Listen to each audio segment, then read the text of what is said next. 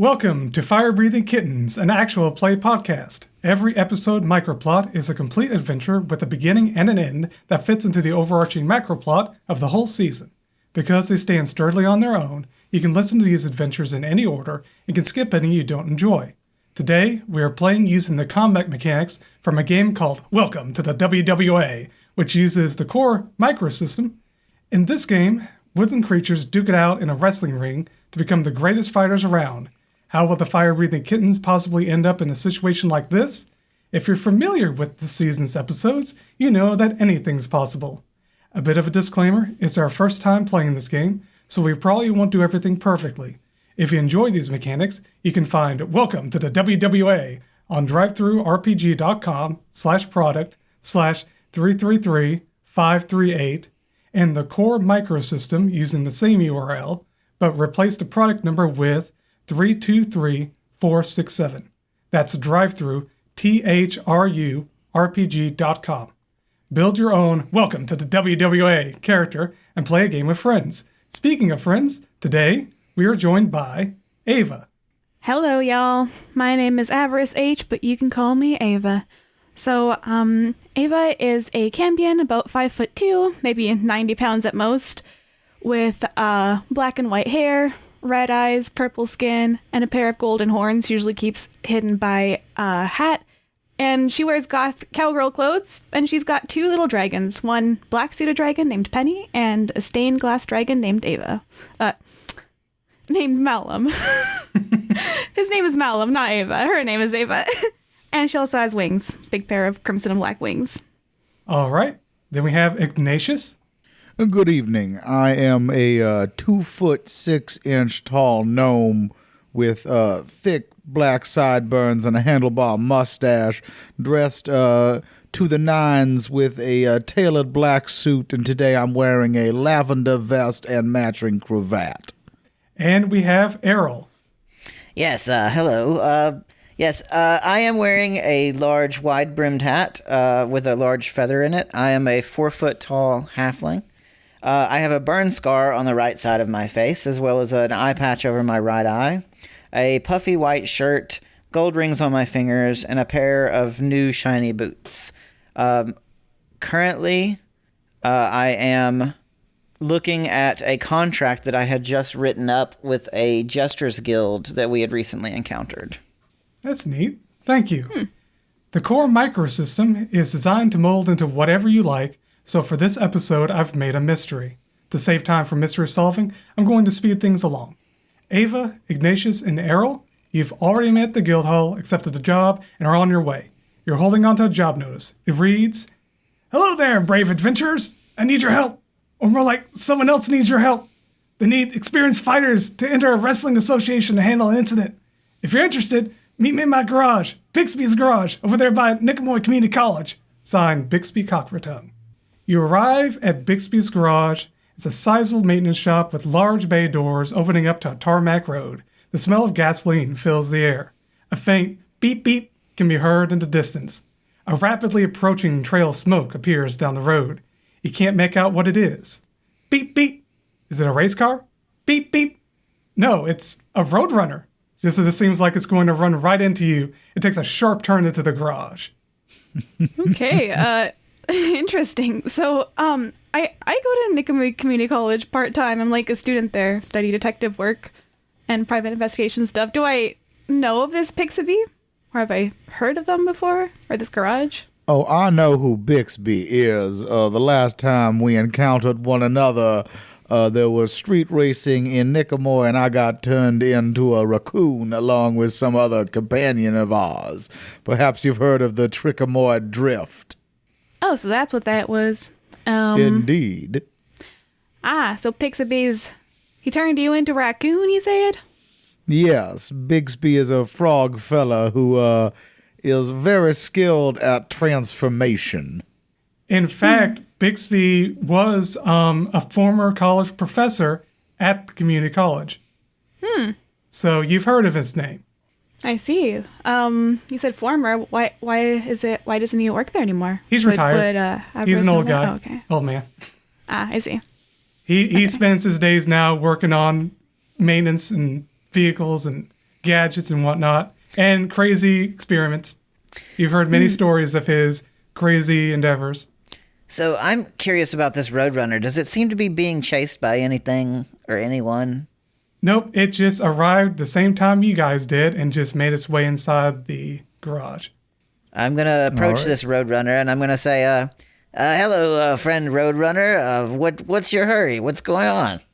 Oh, so, well, the Roadrunner's already gone inside, so you would have to go inside. Oh, well, I'll describe the inside real quick. You find a purple and yellow splotched frog person conversing with the Roadrunner. Upon inspection, you see that the Roadrunner is wearing a brown paper bag over its head. okay. Could I have one of my dragons? Could I have Penny swoop down and like take the bag off its head? When it goes to do that, it sees it do that and it dodges out of the way real fast. But Oh, that's interesting. Errol, you wanted to ask in his name? I was just going to inquire as to why this Roadrunner was in such a hurry. I am here to accept the job, or not accept the. I'm here for the job. Oh, okay. Hello, Big friend Frog. I don't believe I've met you before. Bixby jumps up excitedly. Oh, good. You with the fire-breathing kittens. You've taken an interest in helping me? Yes. This fellow here is an old student of mine who needs help with some fiery go-getters such as you. Give me a moment. Something I need to get from the back. In the meantime, why don't you get acquainted with my friend here? Why do you have a bag over your head? I wore a mask that represented my pride and heritage. My rival used dirty tactics to defeat me and took my mask. I'm ashamed to show my face after such a humiliating defeat. Ever since then, I've been training young upstarts to bring down my rival and restore my honor. Ah, see. So you'd be what would be referred to as a luchador of sorts. That is correct. Yeah. I'm not a big fan of masks. They can get real sticky real quickly. So you are here to take on my job. Well, I suppose that depends on what the job is. It depends on what the reward is, too. Yes, I can answer that. As for what the job is, 3 of my students joined the Woodland Creature Wrestling Association, the WWA, to defeat my rival, Vergazo de Suavemente, and restore my honor. However, they went missing. So you'd like us to recover your lost students? I don't know what became of them. Reports say they never left the premises, but they're still missing. You should... My former... Hold on a second. My former college professor has a device that can transform me into exact copies of my students, using samples of their DNA. While impersonating my students, you will be able to enter the watering hole and restore my honor. Ah, yes, Bixby is a master of transformation. Last time I was here, he turned me into a raccoon, and I feel that a certain raccooniness is coming over me. Yes. And as for the payment, the grand prize for defeating Suavemente is 150,000 gold. Should either of us defeat him, you will take home the prize. I only wish to restore my honor. Is that per person, or is that in total? To be split among the 3 of us? Or Total be split to be among- split. Ah, right. Okay. It's not bad. And, do we have to get transformed, or can we send someone else or something else to get transformed? It does not matter as long as you get the job done. So, Well, yes. I've got an expert investigator right here, and she kind of like nuzzles Penny, who's sitting on her shoulder, and Penny happily accepts the scritches. Yeah, Penny is a black suited dragon. She has purple accents and like purple wings and golden horns and eyes. She's a pretty little thing. Is very beautiful. Oh, and that reminds me, my name. I'm known by many names. However, my full name is Dedos Deos Pies Centillantes Felices. But you may call So me Happy Feet. Happy Feet. All right. I was gonna call you Felix, but Happy Feet. Okay, Happy Feet.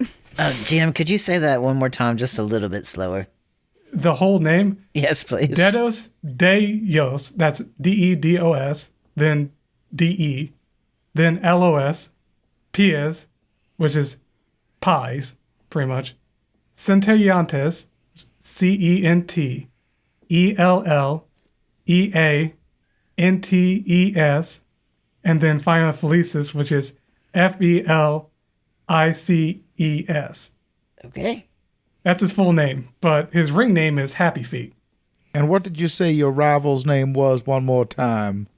His full title is Vergazo de Suavemente, but he is known simply as Suavemente. And that's Vergazo, de, which is D-E, and then Suavemente, which is Suavemente. Could you describe the Suavemente for us? Yes, he is a large, heavyweight emu, and he wears a Bowie hat. He has an Australian accent. Australia doesn't exist, but yes. So the same accent that they have down under in hell. I wonder if that's a coincidence. Is he of the fiendish sort? Yes, he and is. then she kind of gestures to herself. Yes, he completely foiled or destroyed my honor. He took, what does it say? I'm ashamed to show my face after such a humiliating defeat. Or he used dirty tactics to defeat me and took my mask. So he's dirty. From what he says, Suavemente used dirty tactics to defeat him in the ring and took his mask. I see. Yeah, that sounds like a very fiendish thing to do, and it's a good thing you got a fiend to go against another fiend, because I'm sure I can out-fiend him. Yes, I see. Although, won't it be a dragon against a fiend? Well, Penny and I have a special sort of connection. I suppose it would be a dragon against a fiend. A dragon with a fiend, I suppose, looking over his shoulder. Now that is a show I would like to see. All right. Is there any other questions you have for Happy Feet? Oh, yeah. What are the students? Like, what did they transform into? Oh, my professor has a clipboard with their descriptions and what they're best known for. Their finishers, their taglines, the works. And as soon as he says that, Bixby returns back out with his projector and like the DNA samples to... So the way his projector works, if you're familiar with Trick and Moy Drift, he used the projectors, but everyone got turned into raccoons because the raccoons were meddling with it because the raccoons got their DNA in the projector. He had it set with his DNA, but instead it was set to raccoon DNA because the raccoons were messing with it. That's how we're going to say that works. So the way he's got the projector now, he has a sample of his student's DNA, and he can put it into a projector for you guys to transform. And like I said, he has a clipboard with the fighters' details. You guys would be able to look through all the details, and you choose the fighters you guys created. So, just random question, Mr. Happy Feet. Why do you have the DNA of your students just readily to hand? Oh, they're all the stuff that like when they've trained with me, they've left behind hair and nails and had bloody noses and whatever. I had to scrounge and find whatever I could. Fair. I'm just glad you haven't been collecting this stuff for a while. That would be... This was very last minute. Yes. So right. Without further ado, you guys transform into your animal forms. Would you describe what your animal forms are? And Ava, you said you're going to have Penny transform. And Yeah. Penny is excited about this. Yeah, she is. And also describe how you're going to be playing the game through Penny. So let's go ahead and do you first. So describe your bird and explain how you're going to do this. Okay, so Ava's pseudo dragon Penny turns into a medium to small sized bird that's black and white. Well, actually black with iridescent feathers and white with a long tail. She turns into an Australian magpie named Quill. And very, very kind of bouncy, perky kind of bird, chirpy, if you might. Yeah, magpies are a type of corvids, and Australian magpies are well known for being especially aggressive and intelligent creatures, and also vindictive. And yeah, how Ava's going to be controlling Penny or like playing this game, she's just going to be sitting with Bixby in his garage, kind of like concentrating.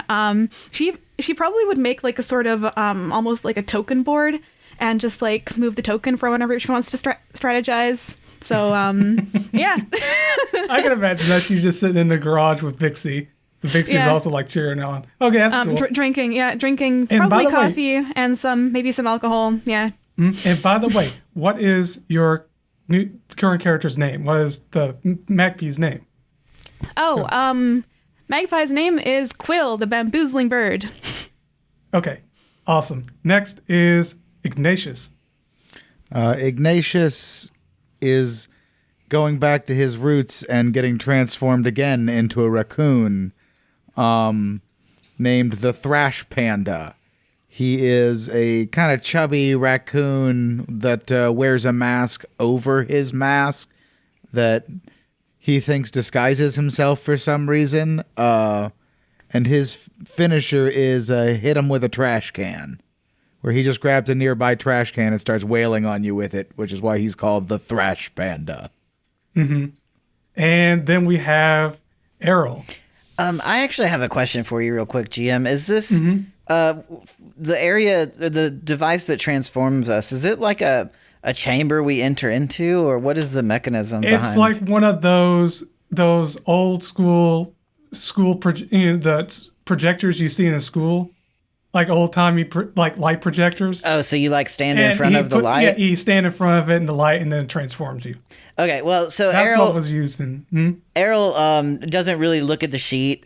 Ignatius and Ava have already taken the first two options, and he's like, well, I guess I'm left with this one, right? And then he stands in front of the light, and a cloud of green fog emits from behind the light as he steps out.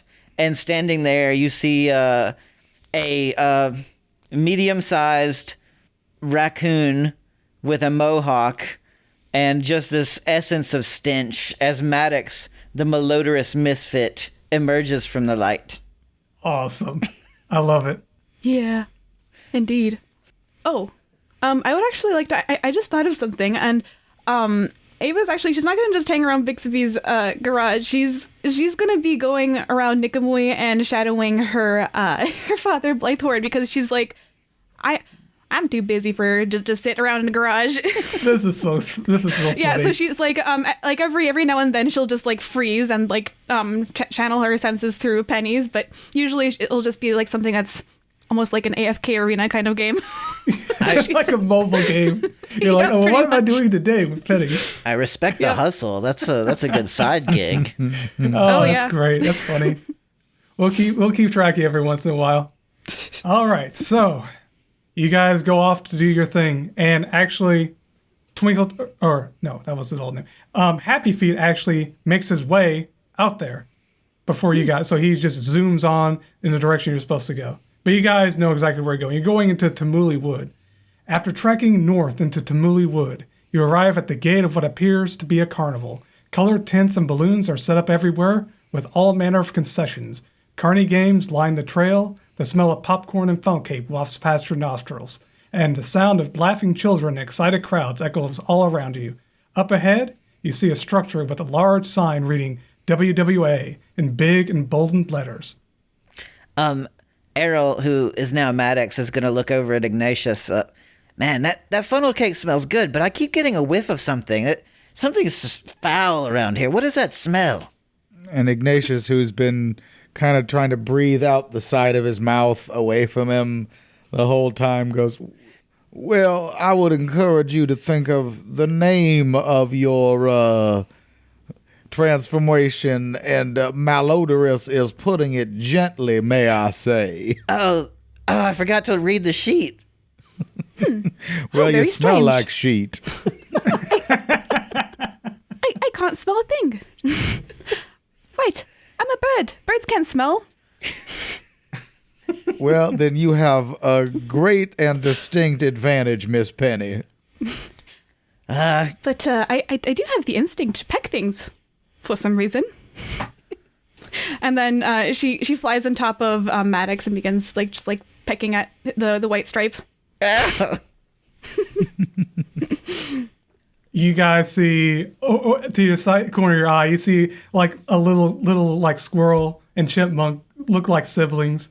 Just look over at Trash Panda and say, "It's Trash Panda! He's going to take out the trash!" And then they throw like a garbage can on the ground, and the mom's like, "Don't do that," and smacks him on the head. but Trash Panda's over there. Mom, he went miss Mom. Mom. And then she's like Ignatious. dragging him away. Ignatius turns around and goes, "That's right, young fellas.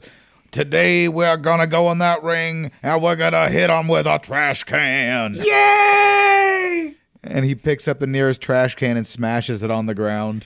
Maddox is gonna A pick up. couple people cheer. I'm sorry. Go ahead. Maddox is gonna pick up a piece of trash and throw it at the mom. I don't want to see you in the crowd anyway, lady. Oof, that's enough. We're going home. We've got to go home and check the water when we get home.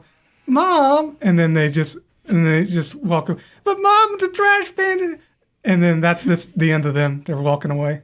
And then Quill's gonna start, it's gonna jump into the trash pile and start throwing things out because she's looking for something shiny. Looking for something shiny. Yep. Well, you go in there and you come across a completely intact bottle of enriched watering hole water.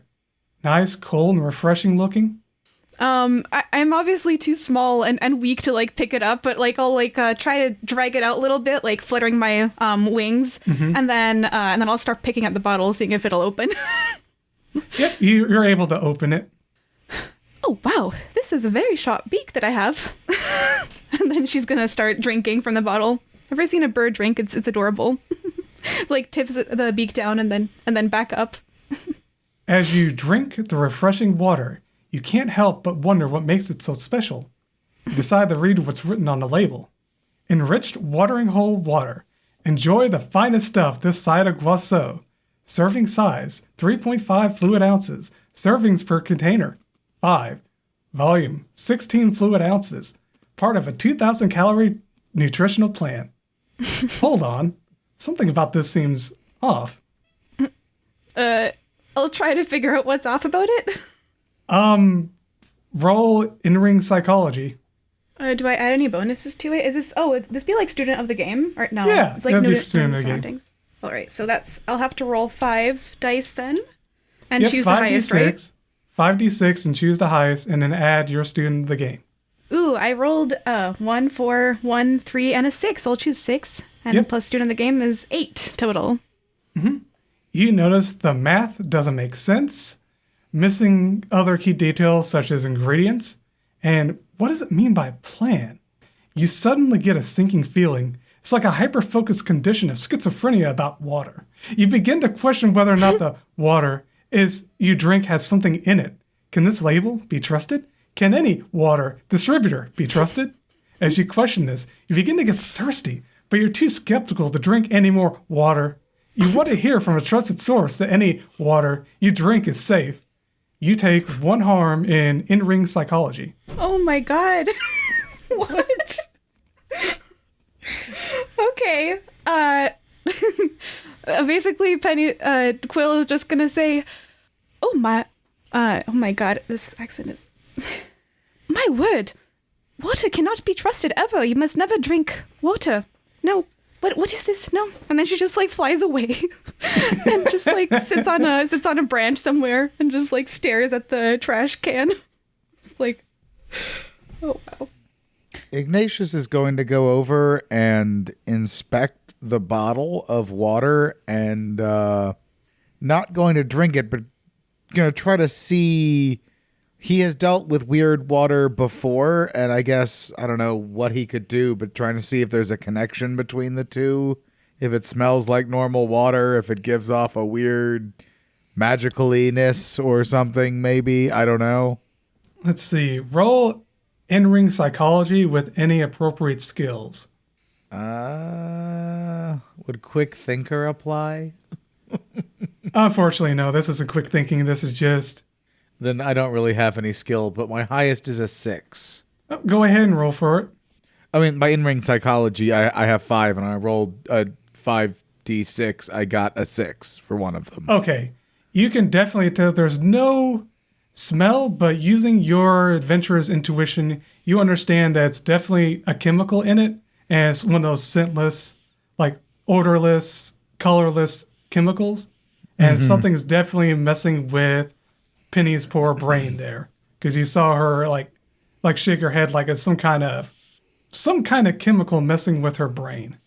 DM, I'm sorry for just 1 second. So we have Penny as playing as what was her wrestler's name again? Quill. Quill. And then Ignatious, what was your wrestler's name? Thrash Panda. Thrash. Okay. All right. Sorry, I just wanted to clarify. Thrash And what was Panda. yours, Maddox, right? Yes, Maddox. All right, I would like to go up to Quill and... She's up in a tree. Right, I will go to the base of the tree, and I will say, Quill, we got to get our head in the game, okay? The water's not going to get you. I'll make sure there's no water around you, but we're gonna have to get to the ring at some point. So you should come down. You're right. You're right. I'll be down shortly. And then she'll just like shake her feathers out, kind of like fluff them up, and then shake them, and then she's gonna go back down and perch on Maddox. Mm-hmm. Is like your tail up, or is it like down? It's probably up. Like I imagine, kind of like a Pepe Le Pew tail that's got like a big, protruding part that kind of sticks over the top of his head. She'll perch on the tip of your tail. So you're a skunk, right? Yes. Okay, I thought you said you were a raccoon for some reason. Nope, you're the only raccoon here, my friend. All right, so we know the water is laced. That's unfortunate. Well, I guess, have you told us this actually? Because I don't think that... I mean, Yes. yeah, I would tell the group that, hey, don't drink any of the water here. There seems to be some sort of contamination. Ignatius is smart enough to know that there's some kind of chemical there. You can't smell it, you can't see it, you can't taste it, but he's aware that's usually the markings of like a chemical. Yeah. And judging by the way Penny reacted, it's a chemical in the water. And I figured he would have let us know. I just didn't want to assume.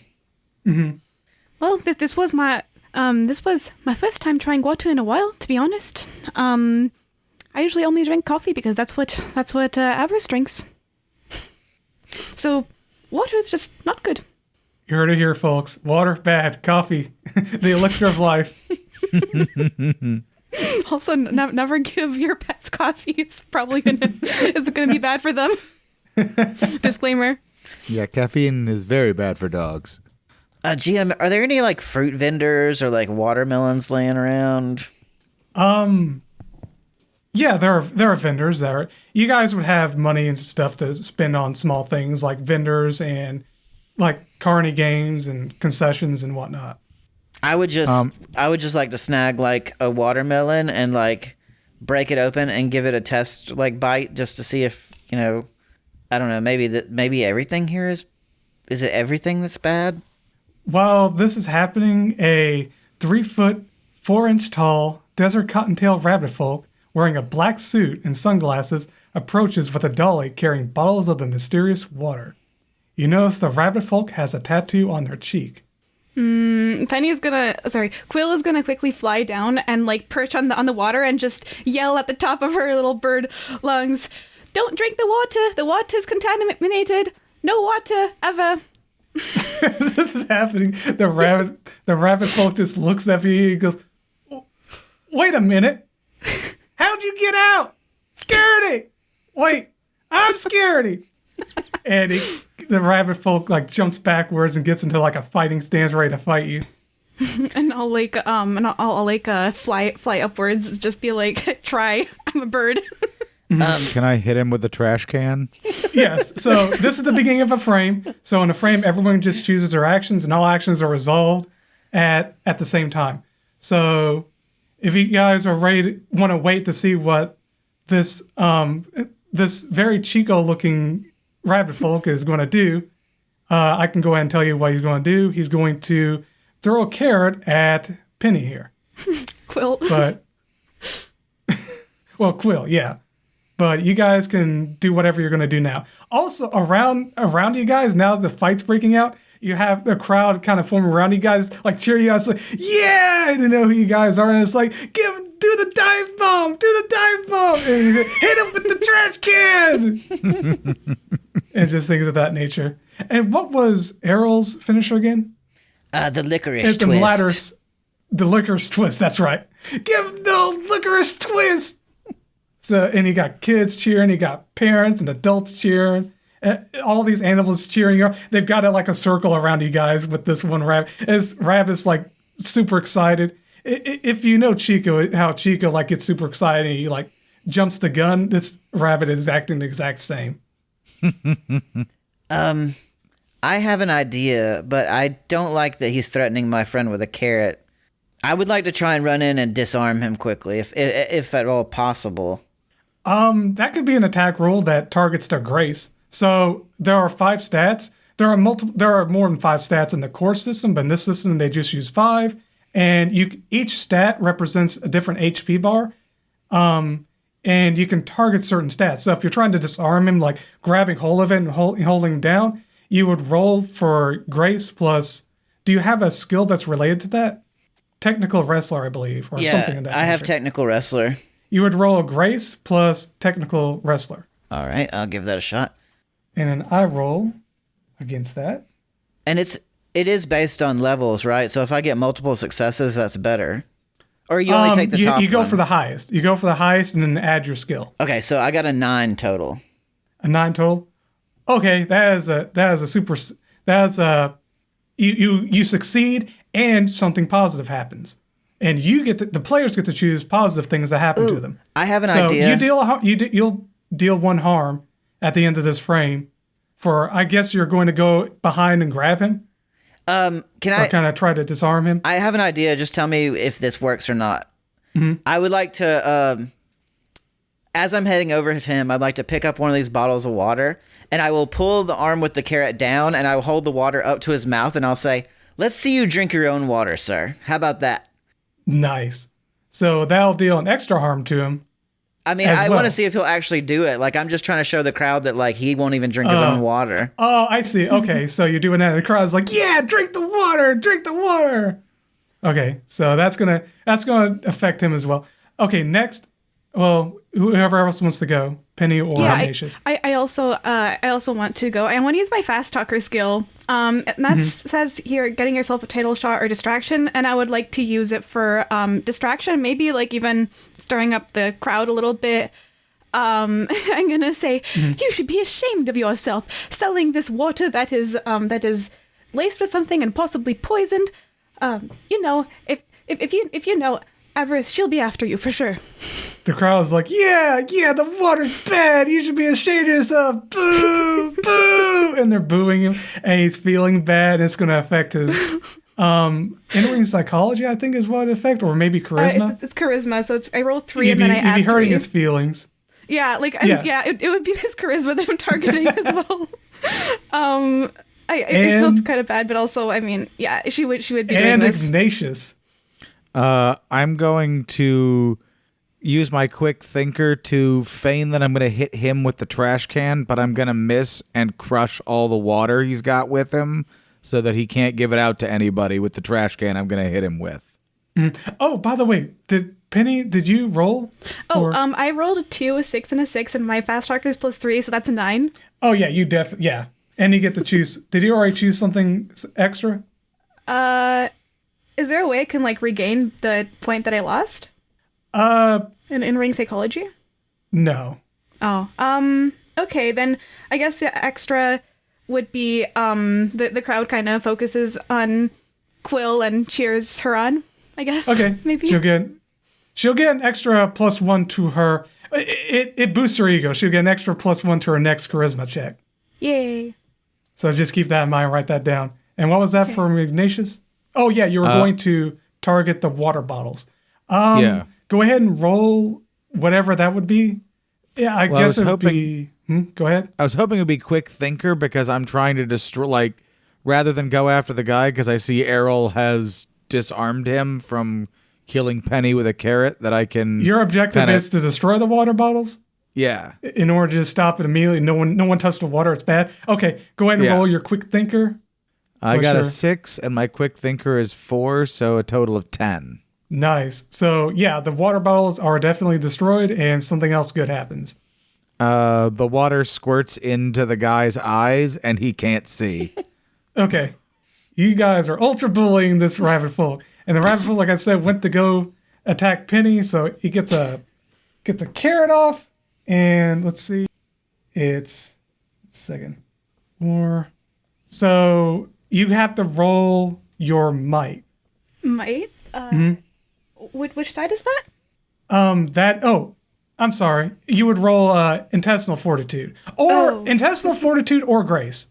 Or That's grace. right. Okay, I'm going to roll grace because that's much better than intestinal fortitude. She does not have much because she's just a little bird. You have to roll pretty high.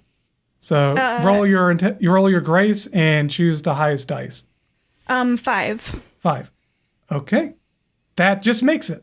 You succeed in dodging and nothing else happens really. Nice. Okay. So you dodge that carrot, you guys do all that stuff together. He's just floundering around, the crowd's booing them, they're cheering you guys on. He gets water in his eyes. He gets what else? Oh yeah, he's being grappled. He's being told, drinking water. You're bullying this bull ram, and he starts crying. I want to go back to mommy. I'm gonna go away. And it looks like he's about to teleport away. But you guys have a chance to bully him into revealing his secrets. So if you want to, before he teleports away, roll your in-ring psychology or charisma with any appropriate skills with interrogating, and you can ask him some questions.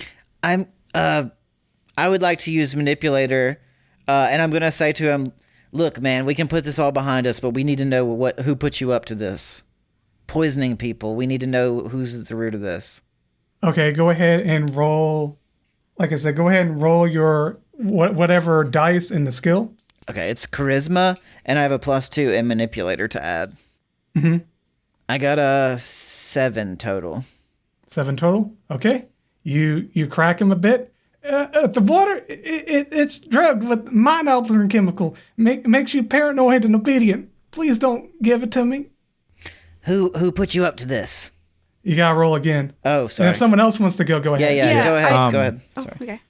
I want to ask him, when you said you should be locked up, what did you mean? Where should we be locked up? Go ahead and roll your in-ring psychology or charisma with any appropriate skills. That again. Maybe a total of 7. All right. So you're talking about being locked up. He's like, you guys are supposed to be brainwashed and working in the storage room right now. That's what you get from that. You guys have still got him. You guys are cracking him. I'm going to try to force water down his throat. If it makes him obedient, maybe he'll start being obedient to us. No, please don't give me the water. He looks like he's about to teleport away if you try to give him the water. I would like to, I would like to use my skill submission technician, which is restraint or getting someone into an unbreakable hold, to try to keep him from teleporting. Mm-hmm. I would also like to try to interrogate him if I can, but I would like to do that first, I guess. Make sure he can't get away. Mm-hmm. Go ahead and roll for that. So that's grace. So that's 5 dice plus 1. I rolled a 5 plus 1. That's 6. You just made it because he rolled a 5. You made it with 1 success. When nothing else happens, but you're able to restrain him. And so like he's like, no, and he starts wiggling his little legs. And the way that Quill does that is literally by like threatening him with biting him if he moves, just like sitting on his chest and just like because she managed to like knock him down just by like trying to dodge and then just tripping over something, and she just like threatens to bite. And you see Quill's eyes turn red for a second, and then she says, in Ava's voice, "Now, there's something you're not telling us, and it is who sent you, who put you up to this. Now tell us, or else I don't know what this thing can do. This beak can do. It's pretty damn sharp." Mm-hmm. So now that you've got him held down and he can't use his techniques to teleport away, you can ask him pretty much anything without having to make any checks. So you're asking who sent him? Yeah. Like who is his boss? Yeah. His Bhakti Kuznetsova. Oh, Bhakti. What? Bhakti is I think a mink person I'd encountered before who was attempting to siphon water off of. Mm-hmm. He was the one at Chico's wedding who was doing up to no good. You guys weren't able to figure out what he was trying to do. And yes, he was that mean person. And then Quill's eyes go back to the regular black, and then she says, well, good thing you answered that. Maddox is gonna go over and lean down and say, I've encountered a few of you rabbit folk, and I have to say, you could learn a lot from Chico. This kind of poisoning people and working for Bhakti. You should go home right now and tell your friends and your family to stop doing this stuff. I joined the guild because I wanted to be like Chico, and Bhakti convinced me to join, and the farm was sold off to Bhakti. Everyone had to leave. Arlie's working undercover to gather info on Bhakti. Well, you can always join Fire-Breathing Kittens instead. It's a much better guild, if I may say so myself. Is that the guild that Chico joined? I believe so. Did you say you were working undercover? Yeah, my mama Arlie, she's working undercover to gather info on Bhakti. He's the new WWA manager. He was kind enough to hire the Bear Clan for security, but... Okay, well, I think he's just all the beans are spilling. Yeah. All the beans are spilling. Well, son, I don't mean to have frightened you into drinking water and, getting your behind kicked here in public. Is the crowd still around us, or are they all sort of They're all kind of like dissipated? looking awkwardly. They're kind of walking away slowly. You guys are just bullying a kid, it looks like. Well, I am a heel, so... But I like how Penny's the one acting more like the heel, even though she's the face. Yeah. I guess because Quill is a face and will want to do that, she'll fly up and just see, all right, folks, nothing else to see here. Go on, mind your business. Oh, thank you for supporting you let us. go of him? I guess so. Yeah, I guess I let go of him to do He's that. like, "Ah!" And then you just see him like teleport away, and he leaves behind a little sack of hay, and on the sack of hay is a circle with a comma coming off in the 1 o'clock position, with the fatter part of the comma further from the circle. It's the deep ooze symbol, but it's on the little sack of hay. Look, So we teleported away and left behind that little substitution there. I can respect someone going deep undercover, but they've got a lot to learn. I mean, you replace the poisonous water bottles with normal water bottles, and then you tell them that you did the job.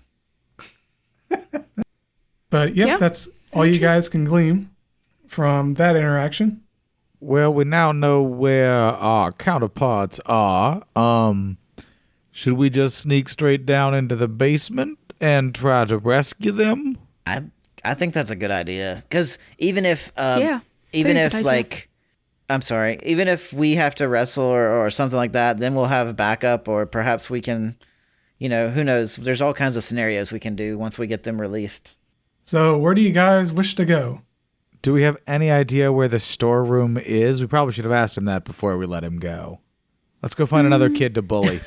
Is there an obvious water tower or any sort of like plant-looking building? In the very beginning I mentioned that the WWA building was seen in the distance, so you guys could head there.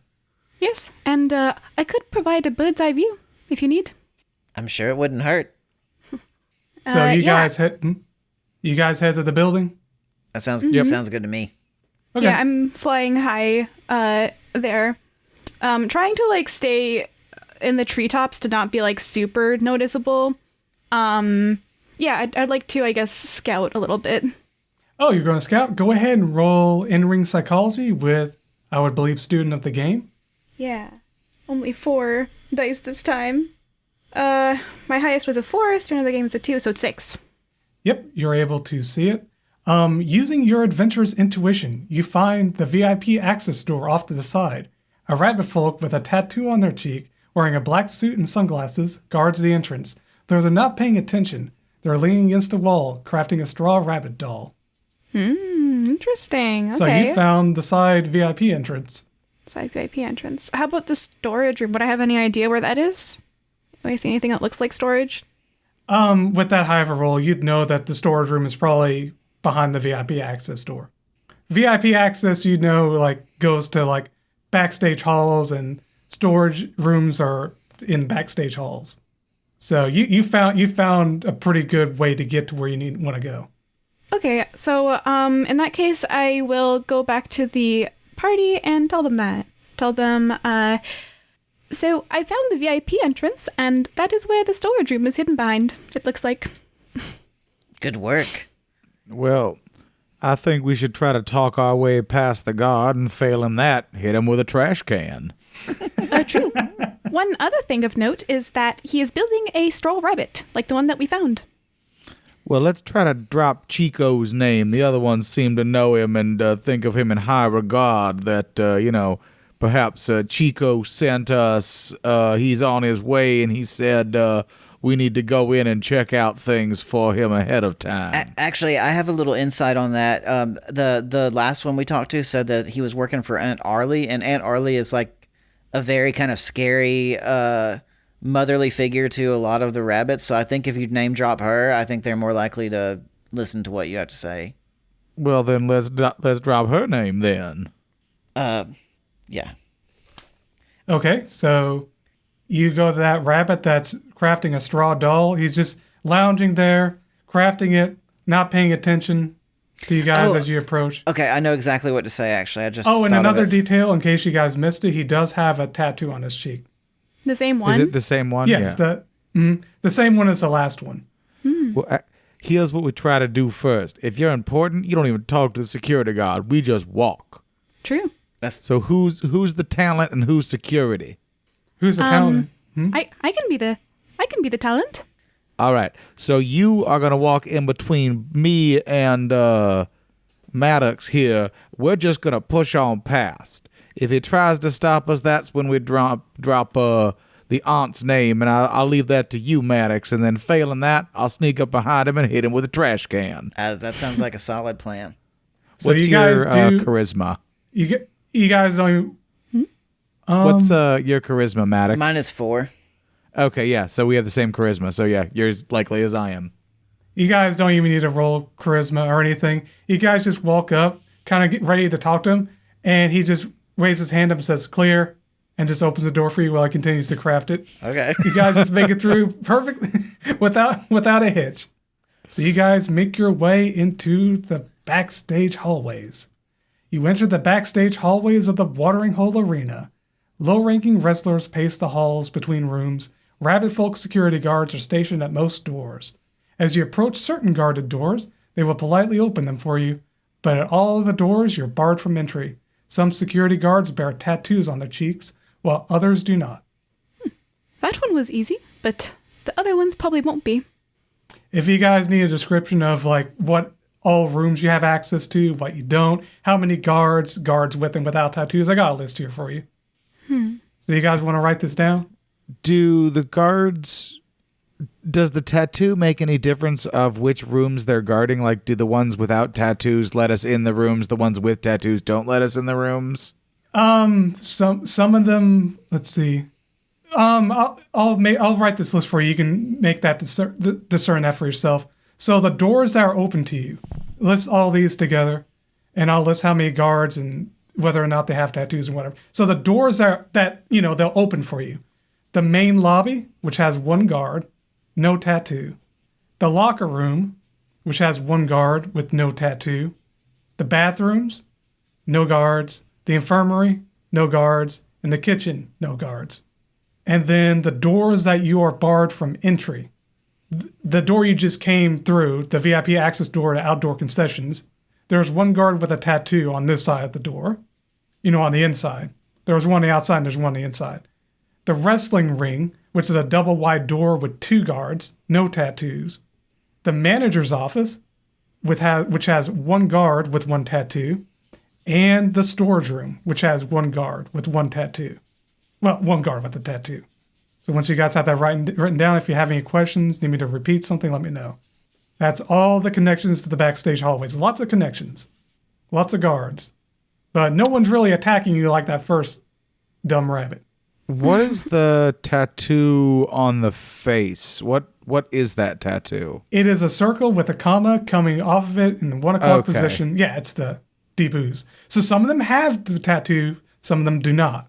Oh, and as you pass by rabbit folk that don't have the tattoo, they take out a note card and read, "We will be competitive, we will be successful, but first and foremost, we are family." They just do that. They're adorable. It seems like they're learning and they're memorizing it. So you said for the barred doors, there's a wrestling wing with 2 guards and 2 tattoos. Manager's office, 1 guard, 1 tattoo. Storage room, 1 guard, 1 tattoo. The wrestling ring, it's 2 guards, no tattoo. They don't have tattoos. Okay. But And everybody only has 1 tattoo on their face if they have a tattoo. yeah, they have I'm a tattoo. understanding that. It's on their left or right cheek. I'm not, whatever you envision, yeah. It's just the deep ooze tattoo. You might have seen it, you might have heard of it. Remind us what the deep ooze is. Deep ooze is a competitor, I wouldn't say competitor, just sort of this guild that a lot of dark stuff is happening that has to do with the deep ooze and the teapot. Has to do with all that stuff. I don't know if you know about that lore from other episodes, but there's something to do with the big bad evil guy coming up, and they have something to do with it. And the main thing, details you guys would at least have surface knowledge of, they have something to do with like water and controlling water. Well, you've been in a couple episodes that had to do with like controlling water. I forget the name of it. The one with the lake and Yeah, otter and otter. otter and otter. Yes. So you've kind of dealt with that already. Mm-hmm. Well, I'm not noticing any specific pattern to where the guards are necessarily in their tattoos. I definitely think, Well, do you think we should go ahead to the storage room? if you look at it, the storage room and the manager's office are the 2 that are guarded by people with tattoos. I assume those are the people higher up in the guild, and those are the places we aren't supposed to go, which means those are the places we're going to go. I have an idea for how to get in. I could cause a distraction, feign something, either a medical condition or perhaps something else that maybe I don't have an idea of. That's the first thing I could think of. And get the god away from the storage room, and either both of you or one of you can sneak by. I think if that, we should at least give it a shot, see what happens. If that doesn't work, there's enough amateur wrestlers here this hallway. I'm sure we could start a kerfuffle. Yes, and perhaps if they take me to the infirmary or something, I could see what records they have. Well, no one's guarding the infirmary. We could go in there right now. True, but then it would be rather strange if I came out of there and then did that. Not sure. That's just an idea. But I think we should definitely try the distraction technique. Okay. So you're going to attempt to distract them by being like a drama queen and being like, "Oh, my wing," or something. Yeah, something like that. I'll like pretend to have an accident and like be incapacitated from wrestling, and because like, you know, we're fairly famous wrestlers, right? Like we're VIPs. They're gonna do something about it, and I'm gonna make sure to do it near the storage rooms. That the storage room security guard has to do something. I'm not gonna stop until they've been distracted. Okay. Roll. This is funny. Go ahead and roll in-ring psychology or charisma with any appropriate skills. I'm gonna use my fast talker skill because that's especially for causing distraction. I have a +1 to the next charisma roll I make. So I roll 3 things. Oh, I rolled a 3, 3, and a 6, so that's +4. That's a 10 total. Because I have a +3 in fast talker, and then he gave me a +1 bonus to my next roll, and plus a 6. Yep, 10. So you do that, and you're trying to feign distract. So the idea is to feign distraction like you've got an injury. Yeah, like birds actually do this. They do a broken wing display to like lure predators away from like their nests or something that they're guarding. And I want to like, if I can choose like a benefit, if I have succeeded, then I want to distract specifically the guard at the storage room. And like, actually, there's a storage room where we want to go to the storage room, right? Yep. Yes. Yep. So then definitely that one, so that you guys can sneak into it, or like break the lock or something. So you are going to... Okay, go ahead and roll that. I rolled mine. I rolled I told you what I rolled. I rolled a 10. You rolled a 10 total? Yeah, 10 total because he rolled I got as high as he could, but you actually rolled super success. So yes, you're able to. What happens? Let me go ahead and describe it, and then you can add something to it. So this rabbit with the sunglasses is looking at you and you go, "Oh, well, describe how you like feign your injury." So I'm kind of like, just chirping with my friends talking, and then I say, oh, look at this new technique I just tried, and then I like do a barrel roll, but like barrel into the ceiling, and then I fall back down, and I'm like, oh no, my wing, and then just start flapping around like frantically and looking like I've been gravely injured. So this guy looks at you and he looks very like puzzled, and he looks back at the door and looks at you, and he kind of like slowly walks up to her. And he's, "Are you okay? Wait, how did you get out? How did you get out of there? Do you need help? Do you need to go, or do you need me to help you get back in there?" No, I'm clearly not. I'm clearly not okay. No, I need you to take me somewhere where they can fix me. I have a match coming up soon. This cannot happen. We don't have a match coming up soon. You're supposed to be working in the. Wait, and he looks over and sees guys. Hey, what are you guys doing out? You guys need to go back in that room. Here, and he goes back to the door, opens. Here, I'll open the door for you. Here you go. Where's that thing? He pulls out the card. We will be competitive. We will be successful. But first and foremost, we are family. Yeah. Here you go. And he opens the door for you guys. Maddox is going to. I'm going to go up to him real quick as we're heading towards the door. And I'm going to attempt to use manipulator, and I'm going to say, at the very least, you should get a doctor over here to get her checked out. Arlie would not appreciate it if one of her prize fighters is wounded. You're actually, yeah. Oh, go ahead and roll. Okay, and I'll roll mine. I'll just go ahead and roll and see what happens. Yeah, so I got an 8. An 8 total. Yep, that's a super success. If I can do a bonus thing, I would like to try and like pocket the keys that he just tried to I would try to like snatch them from him. Oh, the key is that room? Yeah, that works. So you're able to snatch the keys. He'll quickly take Penny to the infirmary. Well, can you repeat what they were? Can you repeat what they were saying again? We are competitive. Oh, we will be competitive. We will be successful. But first and foremost, we are family. Honestly, that has nothing to do with the plot or anything. That's just what they wrote down. And if you look at the WWA book, they just have that there. I thought that was nice.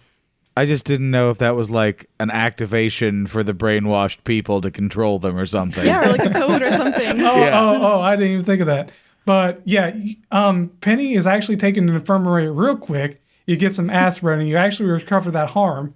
And then you're brought back to the door.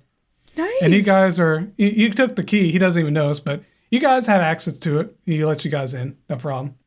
Okay. All right. And Penny got her HP restored. Nice. That is great.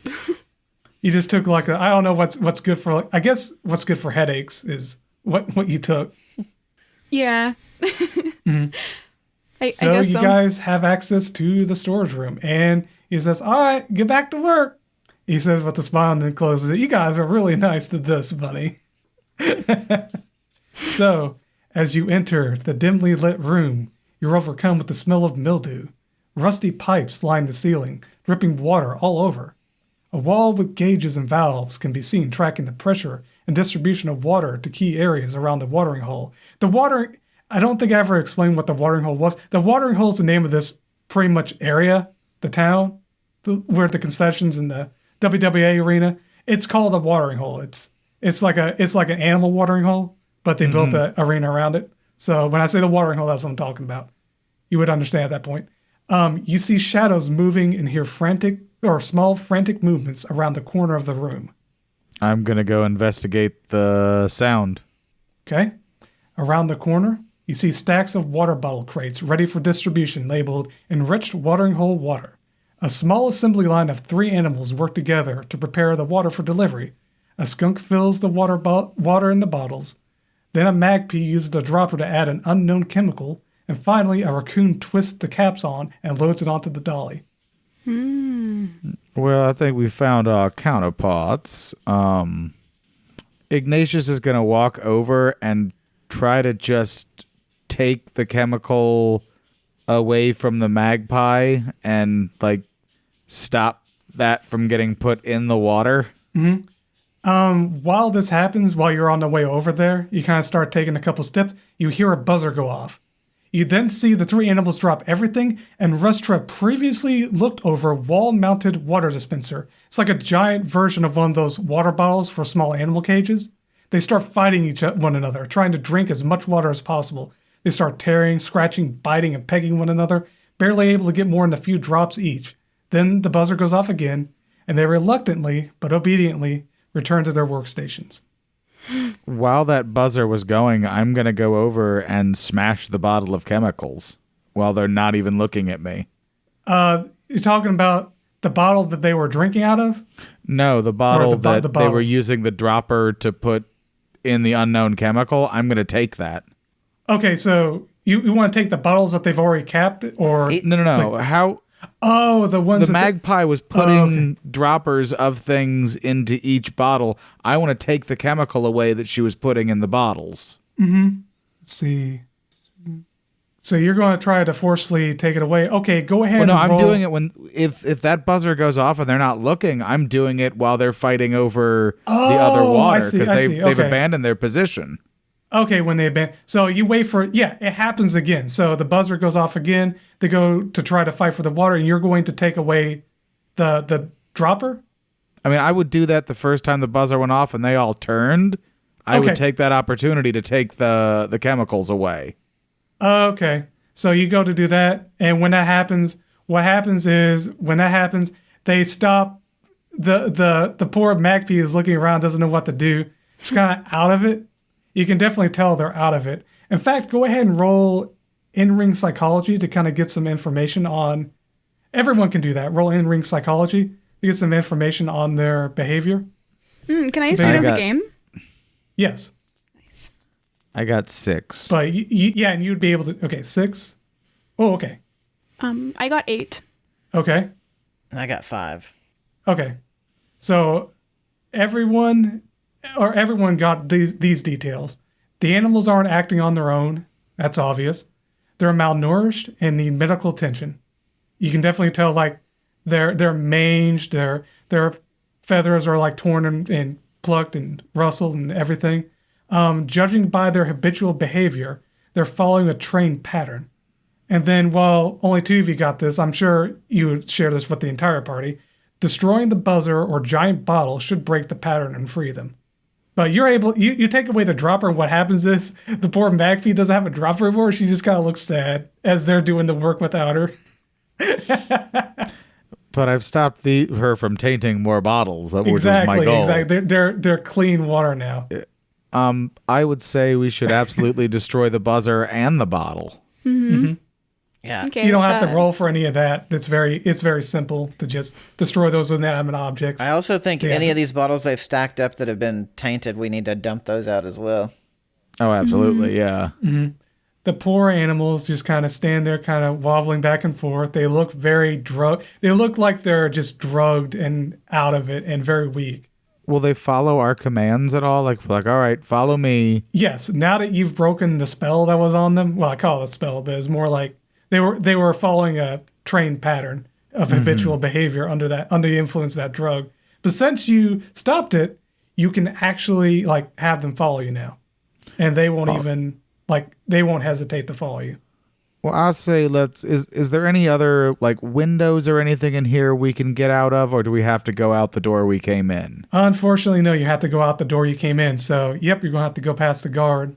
You can pretty much tell using adventurer's intuition, don't you have to roll for it. He's probably going to be on alert once he sees two doubles. Well, I think we should call him into the room since he's not the sharpest knife in the drawer. Knock him out and see how many times we can do that before they catch on that nobody's coming out. And we got the keys so we can lock it.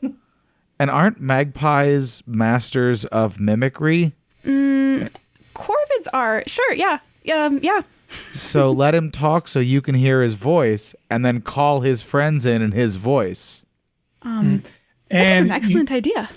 Your true counterparts do look like they do have a little bit of fight in them, but they definitely look kind of like they've been like addicts of some sort, like they're scratching themselves. They're very weak. They could fight, but they're going to go down pretty quick, and they can't really do too much. They'll have a very hard time doing anything. I was But hoping they we could could avoid help getting if you them in want them to. combat. And they'll also follow your command. No check needed. So Yeah, that's I- what you're going I- to do. You're going to call the guard in. That's my vote. Yeah. I like this idea. Yep. I So- like that idea too. I try to call the guard in. Actually, don't Ava or excuse me, Penny, don't you have the highest charisma among us? I have the highest fast talker skill. I have the highest bonus, but my charisma is I only throw 3d6s. Okay, I have a fast talker of +1, and I have a 4 charisma. What's yours, Maddox? I have 4 charisma, and I have manipulator 2. I don't have fast talker. Well, let's try. I think manipulator would probably actually be more apropos to what we're trying to do. If you want to try to call the first one in, and after Ava hears his voice, then we use that voice to call the other ones in. Yeah. Ooh, Do you want to try that? Okay, I have an idea then. I'm gonna go up to the door, and I'm gonna peek my head out, and I'm gonna say, "Hey man, I need you to check on Quill real quick. Can you come in here with us for a second? We're still worried about her." Roll manipulator. 8. 8 total? Yes. Yep. And something positive happens because you got a super success. As you can tell, these rabbits aren't the sharpest tools in the shed. So you're able to... You guys built really smart characters. Something positive. Maybe he's talking to a friend, and they both come in. Oh, so you can get 2 at once? Yeah. Yeah, he is actually talking to a friend. And he's also got a tattoo. They were actually kind of discussing like, wait, they got out and then they wanted to go back in? That's really... Well, I guess when they're... And then they look over and they see you go... And they kind of look at each other and, like both of them. Well, since it's... Well, yeah, I'll say since it's 2, he'll just follow in as well. You don't even have to make a check. Yeah, and I have an idea. So, like, you said that we can just command the like the originals, right? I'm gonna command Quill to like the original Quill to lie down, like not breathing, somewhere in the center of the room, or like no breathing but not moving, or like Shallow Nice. breathing. yeah, kind of like That'll add plus obviously 1 to your check. yeah. And I'm going to be waiting behind the door with the heaviest object I can to wang him in the head once the door closes. You somehow managed to find another trash can. I'm imagining like the Cat in the Hat meme with the hammer, Essentially, yes, that is... but with the trash can. Like, Yeah. Yep. You could always find a Yeah, trash nice. can. there's a Mention trash can. There's trash always a can. trash can. Always. In the watering hole, there's always a trash can. So 2 of them walk in, and 2? you guys get to drop them. The frame starts. They're going to be able to retaliate. So they see the bird. They come in deep into the room, and you guys can begin attacking, however you like. Since it's dim in here, right? It's not like brightly lit. Yes. I'm gonna as this is all happening, I'm gonna attempt to like quickly fall down on all fours and like trip both of them up. Okay. So a grace check, but you can only target one. Okay. But if you roll so really high, you can say you get both. Could this count as technical wrestler, or would that be something different? It's up to you. Technical wrestler makes sense because you're doing a maneuver. All right. So yeah, I'm just So trying to it's tangle your up their grace. legs. Yep. I'm gonna roll for 1. Not the best roll this time, but it's still good because I got a +3. 7 total. Oh, you got a super success. That's good. And and like I said, you'll deal 1 harm to the first one, but you'll trip up the second one. The second one can't attack. Okay. So I got an 8 for mine. Is that a super success? Yeah. hitting him with a I have trash to roll, can? I have to roll for it. Yes.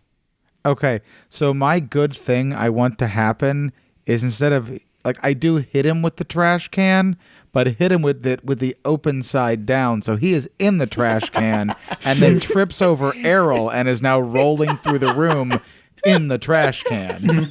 So each of them have taken 1 might, and neither of them can attack. Oh my god. I would like to do something as well. So, like, with high energy, it says ability to finish a match combining combos. Like, if I do high energy, do I do something else, or do I, like, combine it with something that someone else did? Yeah, what you would do is you add whatever your finisher move uses. Like, what would your finisher's dive bomb? So be Grace plus something that has to do with Grace. And what do you have that has to do with Grace? Would it be high energy, or is that stamina? I have. Let me take a look I have at your submission technician. I was thinking I could use that one. Getting someone to breakable hold. Well, you would like, use submission technician would be a part of your dive bomb. Then you would add the high energy on top of it. Okay, yeah, I would like to do that because I would like to I would like to use dive bomb to like roll the trash can into like a corner where he cannot get out of it, like not even like this second, but just absolutely is just pinned between a wall and the trash can. Then the guy is behind the trash can as well. Nice, you guys are working together and taking out the trash with style. Go ahead and roll your dive bomb with high energy because you're doing your finisher. So do I like add plus finisher. 1 plus 2? The bamboozling bird goes in for the dive bomb. Do I add like a plus 2 from high energy or a plus 2 and a plus 1 from submission technician? You add a plus 2 and a plus 1. See, it would normally just be submission technician. Okay. But since you're doing your finisher and saying it's your finisher, you add the higher energy. Yay. Okay. Yeah, I rolled. My highest was a 4. That's a plus 3, plus 7. Mm-hmm. Oh, yeah, that's let me 7. roll for it. It's not going to make it, but I was going to see how good of a roll it is. Okay, yeah, that's a super success. So add one little thing to it. I would like both of them to be restrained and unable to move. Oh, they're both okay. So and then you add hit one so more thing. well. You actually, the other one kind of tumbles into the trash can as well, and they both go roll and they hit the wall. And you just hear ding, ding, ding from somewhere, probably from the wrestling ring in the distance. Yeah, you hear ding, ding, ding from the wrestling ring off in the distance from a match going on. And one of them would be taken out this round, or this frame. Another one still has 1 HP, so each of you dealt 1 HP to him. And now they're going to do their thing. Now, as a reaction, this is before all that happens. They'll be throwing a carrot at... The only ones they're throwing a carrot at are Maddox and the Thrash Panda, because they're the ones they see immediately. I was behind the door. But they'd be able to react to you. Well, where was the bamboozling bird? Were you hiding as well? Oh yeah, I'd definitely be hidden, probably like up in the rafters, honestly. And then like they see the original quill on the ground. I'd be on the rafters, so they probably wouldn't even be thinking of that there's another one. But they would both attack. And where was Maddox? I mean, I was right out in the front, so if you want to attack me, I'll just have them both attack you. That's acceptable. I was because I literally was like, "Hey guys, come out here." So for each of these attacks, roll your dice in defense, which would be whatever your grace or your what's it called? Intestinal fortitude. That's what I'm thinking. Go ahead and roll those. Can it be one or the other, or does it have to be? It could be one or the other. Because my grace is way higher than mine. I got a 6. Yep, that hits. So. Yeah. Oh no! I didn't hit. I'm sorry. Okay. I'm so used to you guys just wrecking them and saying you guys hit. No, it missed. And then go ahead and roll a second time for the other attack. Okay. Oh yeah, and missed, and something good happens, or no, something bad happens to them. I like this rolling 5 dice. I've rolled 6 like almost every single time. I got a 6 on the second roll as well. Yep. So they're just floundering and they won't be able to even attack next turn. But yeah, they all like tumble. So how it resolves is they are completely caught off guard. They throw their carrots just every which way.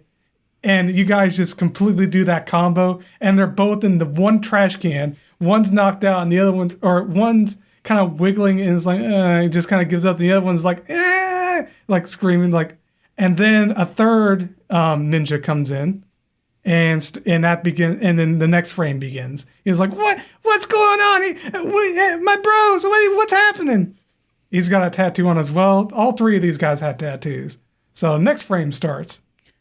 Do we just? I'm sorry. Go ahead. Sorry. Go ahead, Ignatious. I would like to get him away from the door so we don't get swarmed by people. Yeah. So my attack, whatever it is going to be like, think of if we're doing WWA rules, I'm going to try to do, where you grab him by the arm and throw him into the other side of the ring, kind of do that little do-si-do movement. You can use Quick Thinker because it just came out of the door and you're right at the door. So you're quick thinking, he's like grab and throw him. Yeah. Would that be charisma based? No, it'd be in-ring psychology based. Oh, okay.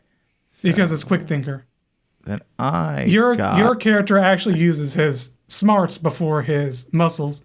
And he's so smart he knows exactly where to grab him, how to throw him. He's throwing at to throw this rabbit. He's a raccoon. I got a 9 total. Oh yeah. I probably don't even need to roll. No. With that, you absolutely grab him and toss him over and deal 1 harm when that happens. And then everyone else can go before he'll go to attack. He'll go to time to retaliate with throwing a carrot once he lands, but we'll see if that hits later. Was that a super success by any chance? Do I get an extra good thing that happens? Yeah, you get an extra good thing. Okay, he's in the trash can too. All right, then we have Penny and Errol, or I should say, Maddox and the bamboozling bird, or Quill. Shoot your stink into the trash can. Oh my gosh. I actually that is amazing. I actually have a Just different thing in mind. There are still 2 with 1 HP left, essentially. I actually had a different idea in mind. Quill, I am next, or either of you. It's all framed. I don't know what to do. I'll probably help whoever. I'll probably assist you in some way, or I don't know. Prepare. So, Pop Getter is for the crowd that's typically watching in a wrestling situation, but the only people here who are witnessing this are the other wrestlers that we're rescuing. They would count. So I want to use Pop Getter to be like, Maddox, look, I got this from you. This is how you are. We don't just sit back and give up. We fight. And I'm just going to try and rile them up. Mm-hmm. Go ahead and roll. So it'll be a 7. Let's see. Oh, what did I roll? Oh yeah, okay. So you're rolling. You're trying to inspire him, but you actually inspire all 3, and they their eyes widen. You kind of see the life come back into their eyes. They see themselves fighting and doing all this wrestling, and you guys are just and they just look at you guys that's us. We can do that. And then they kind of start going up, and they try to help as well. So they'll be acting on this round as well, but. They're not. Oh, everyone except actual Quill. Quill is still playing dead. Yeah, that's true. I mean, I wasn't necessarily playing dead. I wasn't the other. I'm sorry. Mm-hmm. I'm not necessarily trying to get them to do the combat for us, but I'm just trying to get them motivated to be not just giving up. Well, yeah, they were motivated to engage in combat because they see themselves and want to help out because they're we should be doing this. We should be the heroes. We want to be heroes too. And they get, except Quill. Quill is playing dead. She's not paying attention. Okay. I love that. Real Quill. So doing a great job, Quill. They join in this frame as well to attempt to help as well. But yeah, that was Pop Getter. And you inspired them, so they'll both attempt. So, and now it's Quill's turn. Yeah. Fake Quill. Fake Quill. Yeah, so it looks like everyone's got it handled. Is the door still open or has the door been closed? It's not going to make any difference. You can say it's open or closed. Okay, yeah, because if it's open, then I don't think Quill can open doors because, she's a bird.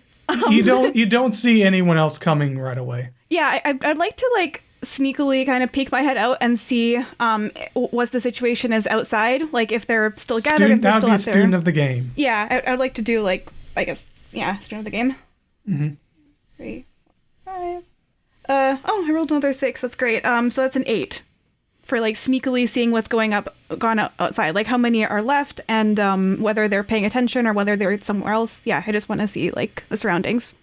Mm-hmm. You see a crowd of not rabbits but other woodland critters. They're actually looking around now that there's no one guarding the door and they're looking in and they see Quill and they're like, "Hi, Quill." And then it just lift a wing there and goes and they're like, "Yeah, so we're save the watering hole, yeah." They're cheering. You're cheering y'all silently, and they smile. They're so happy. They look so happy and relieved to see you, and they walk away. Okay, so That's there's what like happens. a crowd of there's like just a crowd That of random actually people. boosts your ego a second time. Nice. So you get an extra +1 to your next charisma. Would the other ones have Alright. seen it too? And like would other people have seen the crowd too? Like the other wrestlers? No, that's as far as what you saw out there. There were some wrestlers just passing by. They saw you and they're cheering you on. I Then see. they know you're doing good. They think you're Nice. the real Quill.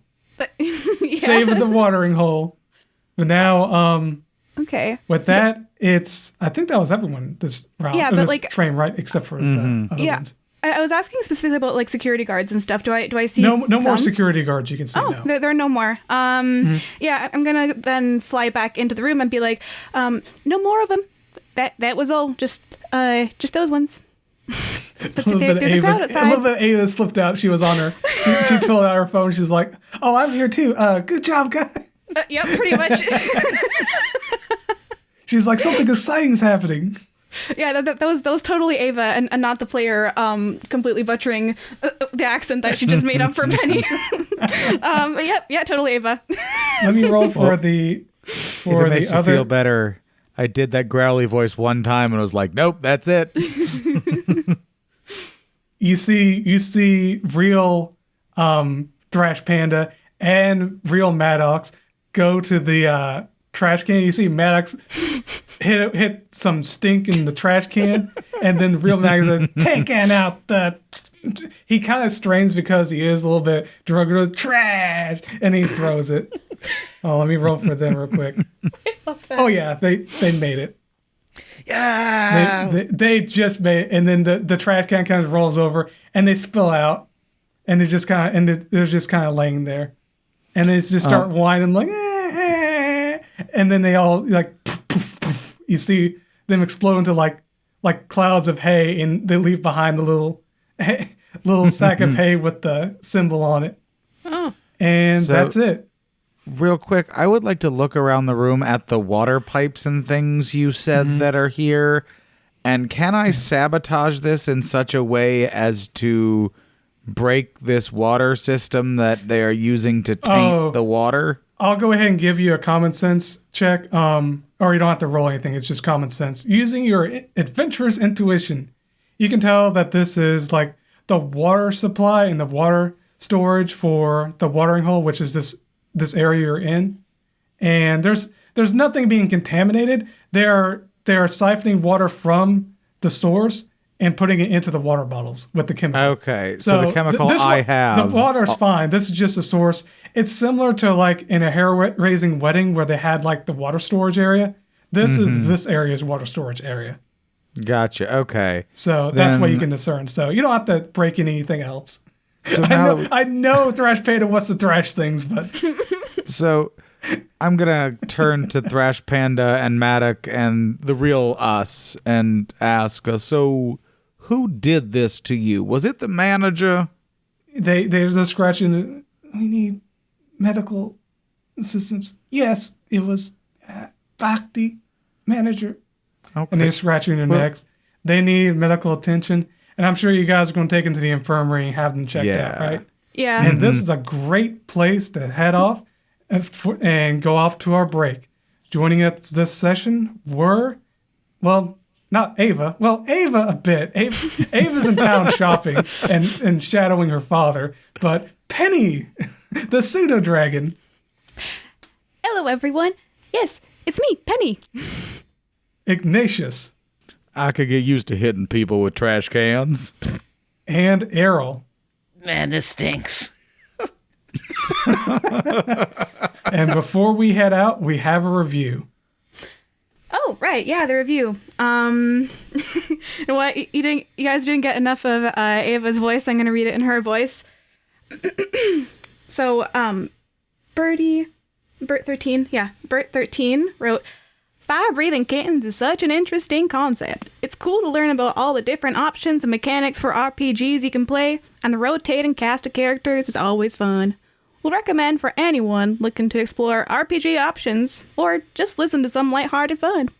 So, All right. yeah, thank you for your review. If you would like to hear more from us, please leave us a review of your own. Awesome. Thank you for reading that. Goodbye, everyone. See you when we come back. Hi. Bye. This episode's intermission shoutout is from lonely_dude__, who says, quote, The Right Brew by K.C. Kendricks, book number 9 in the Men of Marionville collection, Contemporary Gay Romance. End quote. And that's spelled R-I-G-H-T, The Right Brew. I just thought I'd clarify, because it could be W-R-I-T-E, but it is R-I-G-H-T, The Right Brew. Okay. End quote. Yeah. No, wait, I already did that. Anyway, so you can arrange for us to read your shout out at firebreathingkittenspodcast.com through our partnership with Buy Me a Coffee. We've got books for you to read on Amazon and audiobooks for you to listen to on Audible. And we don't pay to advertise this show, so if you want to tell somebody about us, that's probably the only way they'll ever hear about us. Thank you. Welcome back to the Fire Breathing Kittens. Last we left off, well, let's have Errol give us a recap. Yes, so we had a job flyer at the guild hall and promptly made our way to meet with Bixby Coppertongue at his garage, I believe. And there he informed us that he had a friend, an individual known as Didos de los Pies Centeras Felices, also known as Happy Feet. And Happy Feet is a roadrunner who was wearing a bag of shame over his head, and he was looking for adventurers to help him recover his prodigies, who were supposed to be helping him defeat his arch nemesis, who was known as Fergazzo di Suavemente, a large emu. And then Bixby transformed us into his wrestling students. And then we took the form it was Errol, me, Ignatious, as well as Penny rather than Ava, and Ava is off doing her side jobs. Letting Penny handle the light work as Quill. And then when we first arrived, we encountered a rabbit folk with a Q, almost like a circle with a comma coming out of it, similar to a Q tattoo on his cheek.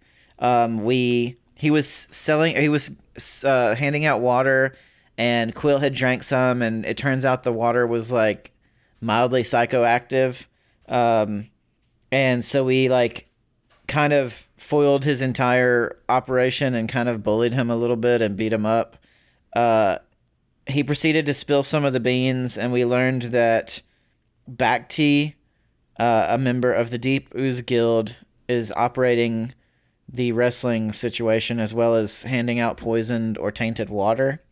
And it looks like Arlie had brought her family into it to try to go undercover to change the way things were going somehow or gain information. I'm not sure how that works exactly, but they're involved in this whole get up. So we decided to go to the root of the problem, and we found our counterparts, the prodigies, the original Quill, Maddox, and Thrash Panda, and we foiled their operation of they were being forced to taint the water supply and make these bottled waters that were poisoned, that were going to alter people's brain chemistry. We released them, we beat up some security guards, and we kind of helped the wrestlers recover their spirit a little bit, and that's where we left off. And then now looks like we're going to try and take them to the infirmary so far. That's correct. And as I made a bunch of different paths for you guys to take, and you guys are already on a path and already at one of the endings I've created. I've titled FBK to the Rescue. So you lead the prodigies out of the storage room and enter the infirmary. When you get there, Suavemente, the wrestler you guys are supposed to take on, is there tending to his knee. What the bloody hell is going on here? After explaining the situation, he asks you to go confront the manager. When you get to his office, the manager is seen scrambling to gather his things. The manager is Bhakti, while his bodyguard and 3 security guards prepare to fight. All right. Hey, Bhakti, I have a energy drink here I'd like you to taste.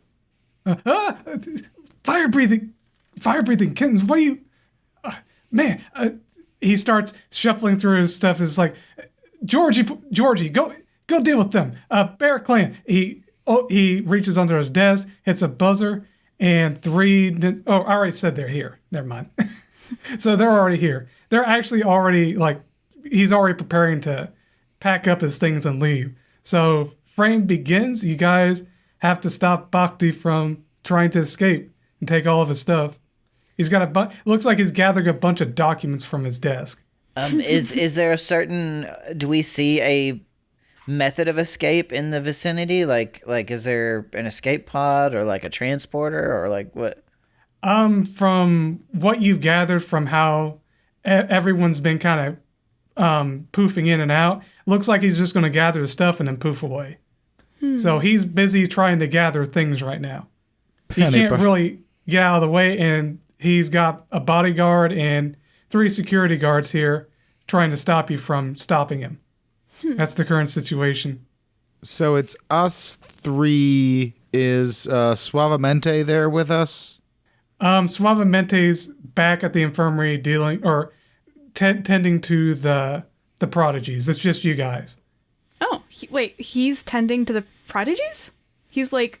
I kind of rushed you guys. No, that... Wait, what? You guys were like on the fast track. FBK to the rescue. Wait. Yeah, because I don't... Was Suavemente the bad guy? Like, guy we're supposed to take I'll down? explain it real quick because you guys are locked into this fight. But no, he's actually a good guy. Oh, okay. But he stole Happy Feet's mask and fought dirty. But Happy Feet's not a good guy. We'll explain that later. Like I said, FBK to the rescue. Save the day. Kick Bhakti's ass. Wait, but like, hold on. Weren't we offered like 150,000 gold to... You were. But now you guys have, like I say, you're kind of locked into this because you went to the... there's not going to be a match right now, and he's not going to be fighting you because you guys went to the infirmary, and you guys have the actual, you guys pretending to be them, brought in the doubles, and he was like, what the hell is going... And you guys explained... I pretty much kind of railroaded saying you guys explained what's going on. He was like, okay, go to Bhakti's office and stop him. And now you guys are rushing there, and he's already ahead of your plans, and he's trying to escape now. I get what you're saying. So okay. Yeah, you guys were just like going and rescuing them. The rivalry of the Roadrunner has nothing to do with the plot that we uncovered while we were here, essentially. You solved the mystery without even knowing there was a mystery. Yes. Yeah, but how about the 150,000 gold? That's what Ava's after. Wait, yeah, exactly. The money. Ava's No, like, the money. If I'm not getting paid, I'm not fighting anybody. Exactly. I'm a gun for hire, not a good guy. Yeah, she was only here because she was promised pay. But so she would be like, well, aren't you the guy that we're supposed to fight? That this Roadrunner guy's paying us 150,000 gold to fight you. Are you going to offer us more if we don't fight you? Suavemente will explain to you whatever they're paying you. I'll compensate you, so you're good. How about you do double? We were getting paid to rescue the students, not fight Suavemente. Oh, really? Okay, that was what we were getting paid to do. Wait, okay. no, you were being paid to fight Suavemente. Yeah, that's what I thought. It's I like the grand thought prize or the something. students. There was a little bit of miscommunication, I believe. But no, he wanted you to... You guys didn't really... It's weird because the order you asked him questions made it seem like he wanted you to find the kids, but really he didn't care. But if you really paid attention and asked him really zeroed in on the questions, he didn't really care about the kids. He cared about his honor. Oh, okay. I missed He wanted that. to restore his honor and have you guys fight Suavemente. He just wanted you guys to pretend to be his kids, or his students, to go in there, fight Suavemente, and restore his honor. Okay. He's like, I don't know what happened to them. And He was I'm very asking him distant. to pay us more so that we go with his plan. He says, yes, whatever. Yes, I'll do whatever, double whatever you got.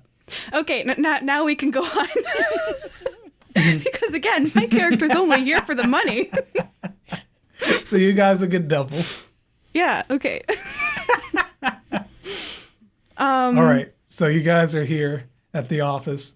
You go, and yeah, Bhakti is trying to escape, and the frame begins. Like I said, it's Bhakti. He's behind the desk gathering paperwork and information. His bodyguard, which Errol knows is Georgie Porgy, is kind of putting himself between you and him.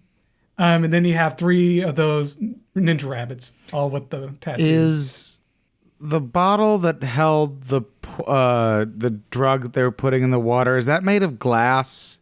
It's plastic. Okay, so plastic exists in this world? I'd assume, yeah. Maybe. Okay. I'm sure. I mean, sour cream and onion chips do, so. That's fair. Yep. So I'm going to take the top off the bottle and throw it right at that guy's face, trying to get it as much into his mouth as I can. Oh, which guy? Bhakti? Bhakti, yeah. The manager. Okay. That's going to be, let's see, it's quick thinking. Yeah, it's Awesome. quick thinker. I like that. That's the one I'm good at. And that's going to be against, he's going to have to try to dodge that. So let me roll for that. Dodge a 10, mother liquor. I rolled a 6 and I have +4. That definitely hits, and it actually deals, like I say, the in-ring psychology damage, so brain damage to him. And something positive happens. I'm going to say the bottle goes in his mouth nozzle first, and he drinks all of it. Or at least a couple of swallows before he can get it out of his mouth. And this is the concentrated drug. I didn't put it in any water. I threw that sucker straight in his mouth. He's going to be too distracted to gather any paperwork or any information at all when you do that. So yeah, that works. I would like to try to fly past the bodyguard and like take all the papers and stuff out of his hands. And have a quick glance at not them the while I do bodyguard. that. It's just Bhakti. The bodyguard is trying to protect Bhakti. Yeah, exactly. But like, there's a bodyguard in front of us, like between us and Bhakti, right? Yes. I've already stopped Bhakti from collecting any papers. He's not getting anything. That's what GM just said. Yep. And I would like to just like he's not getting any more, right? But then I want to knock the ones that he has out of his hands and read them, see what they are. Like, just skim over them quickly. Oh, okay. That would be working fast. So I would say that'd be a grace check. I have quick thinker, so Quick thinker. Grace. Oh, you could use quick thinker. Quick thinker is a psychology. You know what? Go ahead and use psychology. Using quick thinker to kind of scan over the documents. Okay, that's something for you. 6 total. 6 total. Okay, that's enough to. So you glean through all the documents, and one that stands out is a deed of a farm called Goldberry Farm. Okay, I'll snatch that with my little magpie claws. You remember hearing earlier that he bought the farm. Okay. Yeah, the Barrett clan's farm. So okay. We could probably sell it back to him. Yeah, or sell it to someone else. Get some more money. So that's your move, and then it's Errol's turn, or Maddox's turn. Yes. So Maddox. Well, okay. Errol as Maddox. Errol sees Georgie Porgy and is instantly like, "You sucker punched me." I originally was going to go after Bhakti, but it seems like they've kind of got that covered, and I've got a vendetta. So I'm going to use Technical Wrestler, and I want Georgie to think that I'm going after Bhakti in order to stop him. I'm going to try and loop around behind him and grab him by the neck and like pull him down. What is it called? A stunner, where you grab them from behind by their neck and slam them on your shoulder. Yeah. I'm going to stun him. Slam him on his shoulder? Okay. What would you like to target? Which of the stats? Would that be stamina to, like, paralyze him? Oh, yeah, definitely. Since most of my weight's going to be on his neck, I'm definitely trying to, like, make him not want to get off the ground. Let me see what I'd roll. Okay. Go ahead and... Wait a second. That would be... Yep. Go ahead and roll for grace, or roll your grace and whatever associated skill. Yeah, I'm using Technical Wrestler for this, so it'd be 8. 8. You got 8 total? Yes. Ooh. Okay, he got 7 total. He rolled pretty high. He actually knows he's got like some armor underneath like his suit jacket. So he's actually able to tank a bit more. And he looks a lot more like trained than he last was. Like he's been training since you last seen him. But you're able to you don't get anything special on top of this. Okay, that's fine. So yeah, you deal a harm to him though. But he still looks like he's got plenty of fight in him after you do that. All right. All right. And then, that's all 3 of you. So all that will resolve along with everyone else's attacks. So I'm going to go ahead and handle them next. So you dealt 1 harm to Bhakti. It was psychological damage. And you dealt 1 harm to Georgie Porgy, and it was grace damage. Trying to kind of paralyze them a bit. All right. And then you grab that document. I think that's all you did, right? Yeah. You're able to grab the document? I was able or to skim through it and then Yeah, like skim through the document and see if there's anything of interest and grab the one of interest and try to get back past the bodyguard, I guess. Yeah, you're able to do that. That's fine. All right, so what happens is Georgie Porgy is actually going to, the one who attacked Bhakti, he's going to go up to the one that attacked Bhakti. So you'll jump on his back after this. This is the order. He'll attack.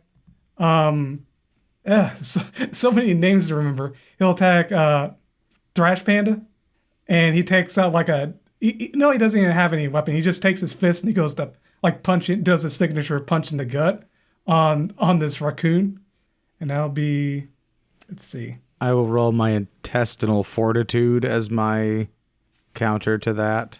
Just flex real hard, I guess. Mm-hmm. What'd you get? Give me just a second. I rolled a 6. Would tenacity come into play with this? Because I have the skill tenacity. No, tenacity is a social. That's like intimidate. Okay, gotcha. Then I got a 6. He gets a super success. He gets a super success on you because he got a 9. So yeah, he's got a strong arm and he goes to gut punch you. You'll take 1 harm in I would say stamina because he's gut punching you, and then you let's see what else happens. What else bad would happen? Okay, when he punches you in the gut, you're actually going to take a -1 to your next attack because it knocked the wind out of you and weren't expecting such a heavy punch. You were fighting these rabbits so much that you weren't really like bracing for. You were bracing for impact, but you weren't expecting to hit you this hard.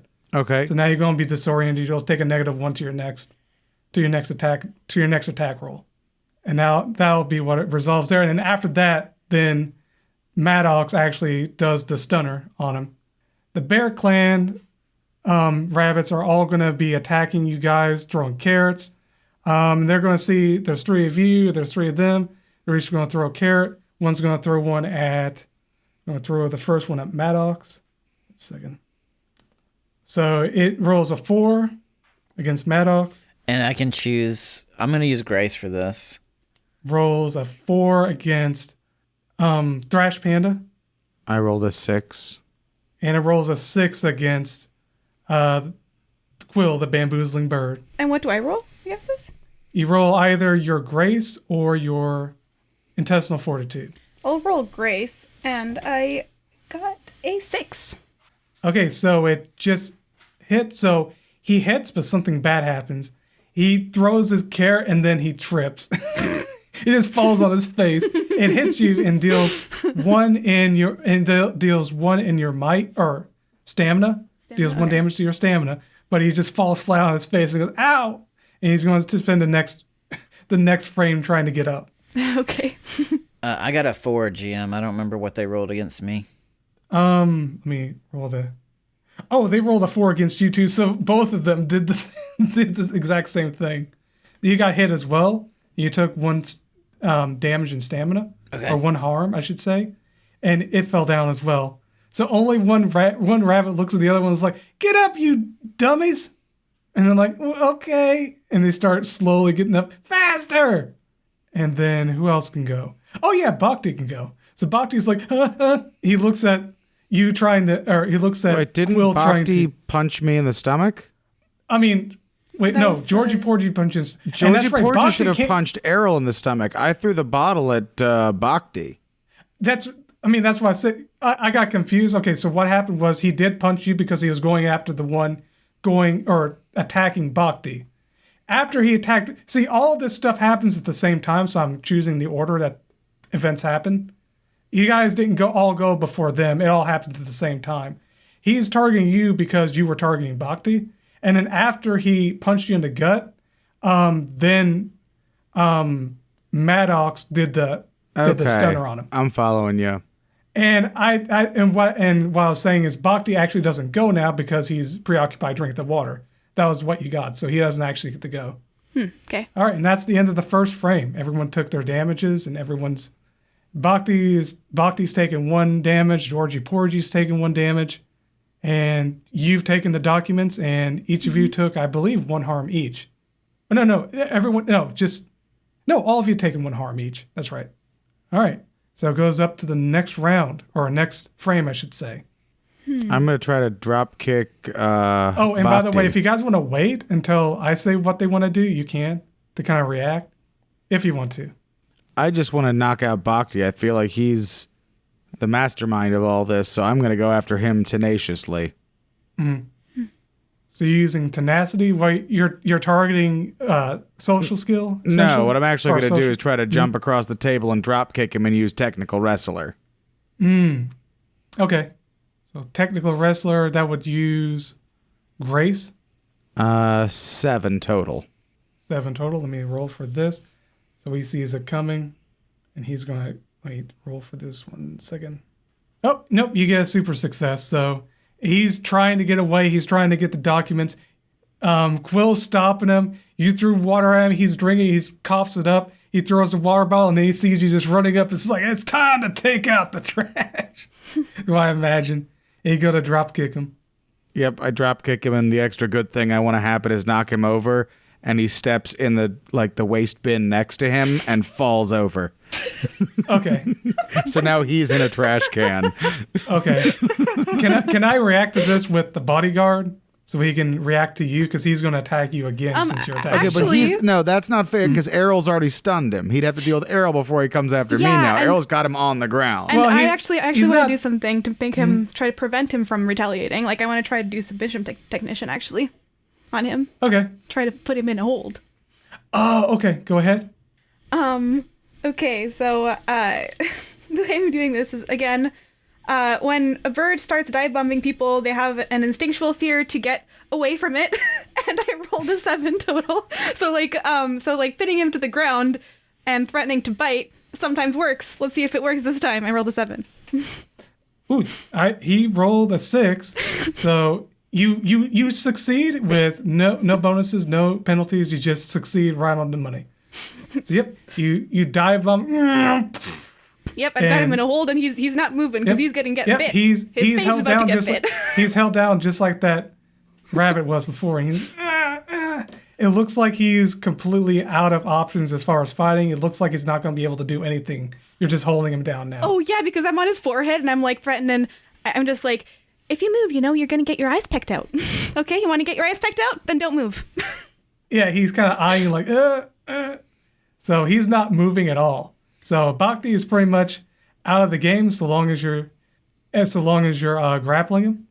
As far as Georgie Porgy goes, if I see him heading back towards the Thrash Panda, I have a move I'd like to do before he tries to do that. Yes, you see that he's going to go for the guy who is attacking his boss, so you can retaliate, and it might go ahead and stop him. I want to try and use Manipulator, and I'm going to call him a coward to his face and tell him to come back here. Oh, to try to... Got it. And face me like a fighter. Nice. Okay, so you're attacking his... Are you going to make this attack? This is an attack. This is a Manipulator. This is charisma check. I'm basically calling him a coward and trying to play on his pride to get him to focus on me. Mm-hmm. Go ahead and roll it. I got a 6 and I have a +2, so 8. Nice. Yeah, he's really buff now, but he's still stupid as you remember. So you got a super success on that. So, and for the audience, it's not called a super success. I'm just calling it that. It's called a conjunction. So whenever they get a high enough roll or a low enough roll, you add an and or a but at the end of it, depending on how high they rolled or how low they rolled. And if something successful happens for the players, they get to choose what happens. That's why I say you choose what happens.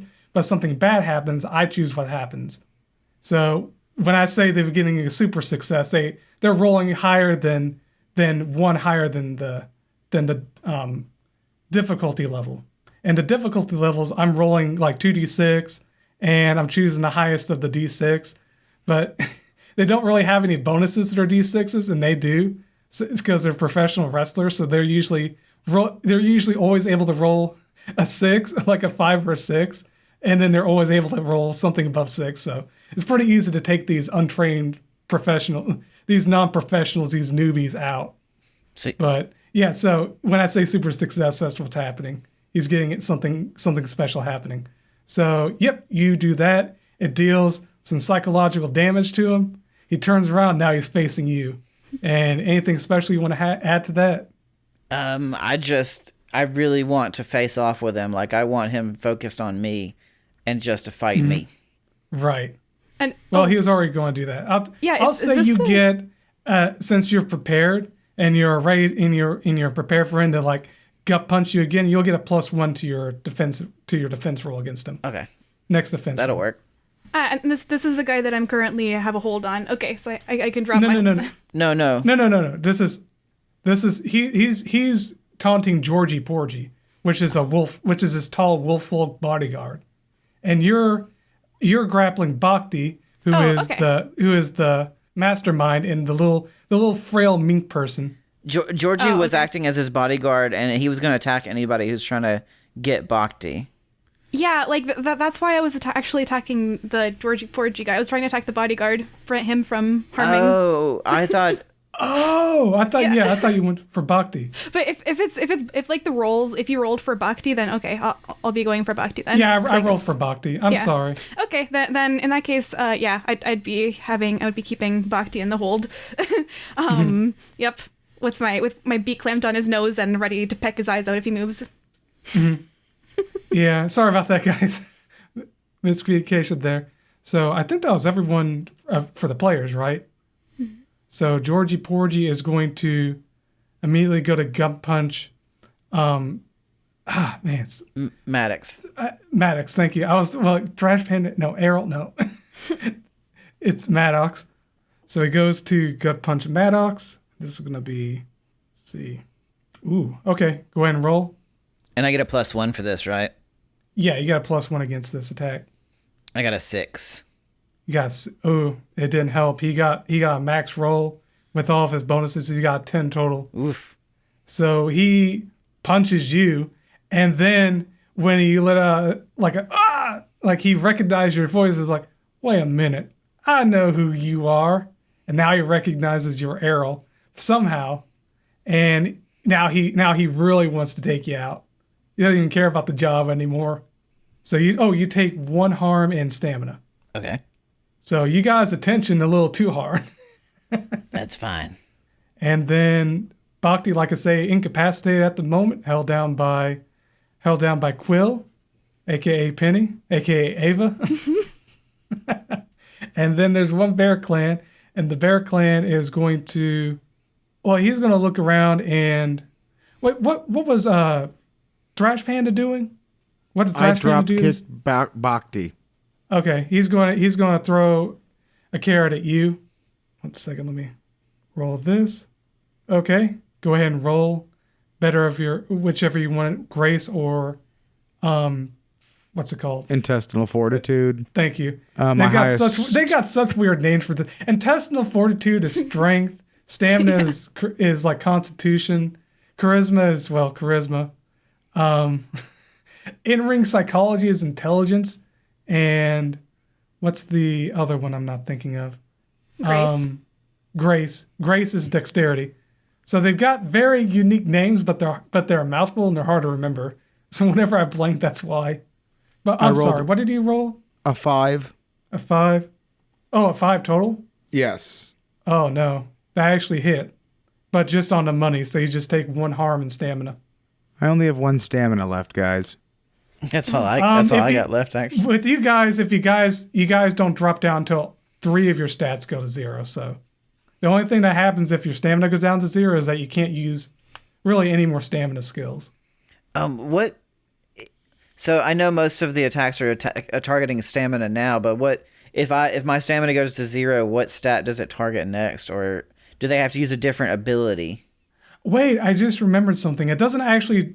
They can't actually. Can they target a specific? If they try to go for something else, they go for the next closest associated one. That's how I'm going to rule it. Okay. But for the listeners out there, I think I may have this wrong. Maybe they can't target. Maybe they just target the highest one in a certain order, or maybe they can target. You can target by targeting certain body parts. Yeah, and most of them are just going for main body shots. Yeah, the nature of harm will suggest the stat affected: head or central nervous system, brains, which is our ingrained psychology. Face, neck, mouth, or skin would be charisma. Limbs, digits, joints, or spine would be grace. Major organs or stomach, intestines would be health, which is what we've ruled to be stamina. Muscles, bones, or nerves would be, it says might, so that would be our guts, I guess, or whatever that is, the intestinal fortitude. And then brains, drugs, pain, or duress is psyche. Yeah, you're looking at core, so Yeah. That's what it explains how to do the damage. Yeah, psyche is in-ring psychology, I think, in the psyche and mind is in-ring psychology, yeah. But I think the rule I'm thinking of is once something drops to 0, then it starts targeting your highest stat. Your highest. You know what I mean? It starts targeting your highest stat. If it has nothing else to go in that one, it targets the highest stat. Okay. Other stat. That makes So sense. if let's say your stamina went down, your in-ring psychology is the highest, it would start targeting that, and then it would start, like, it just go to the next highest for all of them. I understand. Yeah, I think that's what I'm thinking of. So, yeah, we're good. So, yep, it goes to the next frame. Bhakti is held down. Georgie Porgy absolutely going after Errol now that he knows who he is. And all 3 rabbits are still up and at it. Yeah, I would actually like to do something about that, about the 3 rabbits. I would like to try to fast talk them into believing that this situation is hopeless, that Bhakti's going to jail, and if they continue to attack us, they're going to as well, and to focus their attention on the bodyguard. I want to try to fast talk them into that.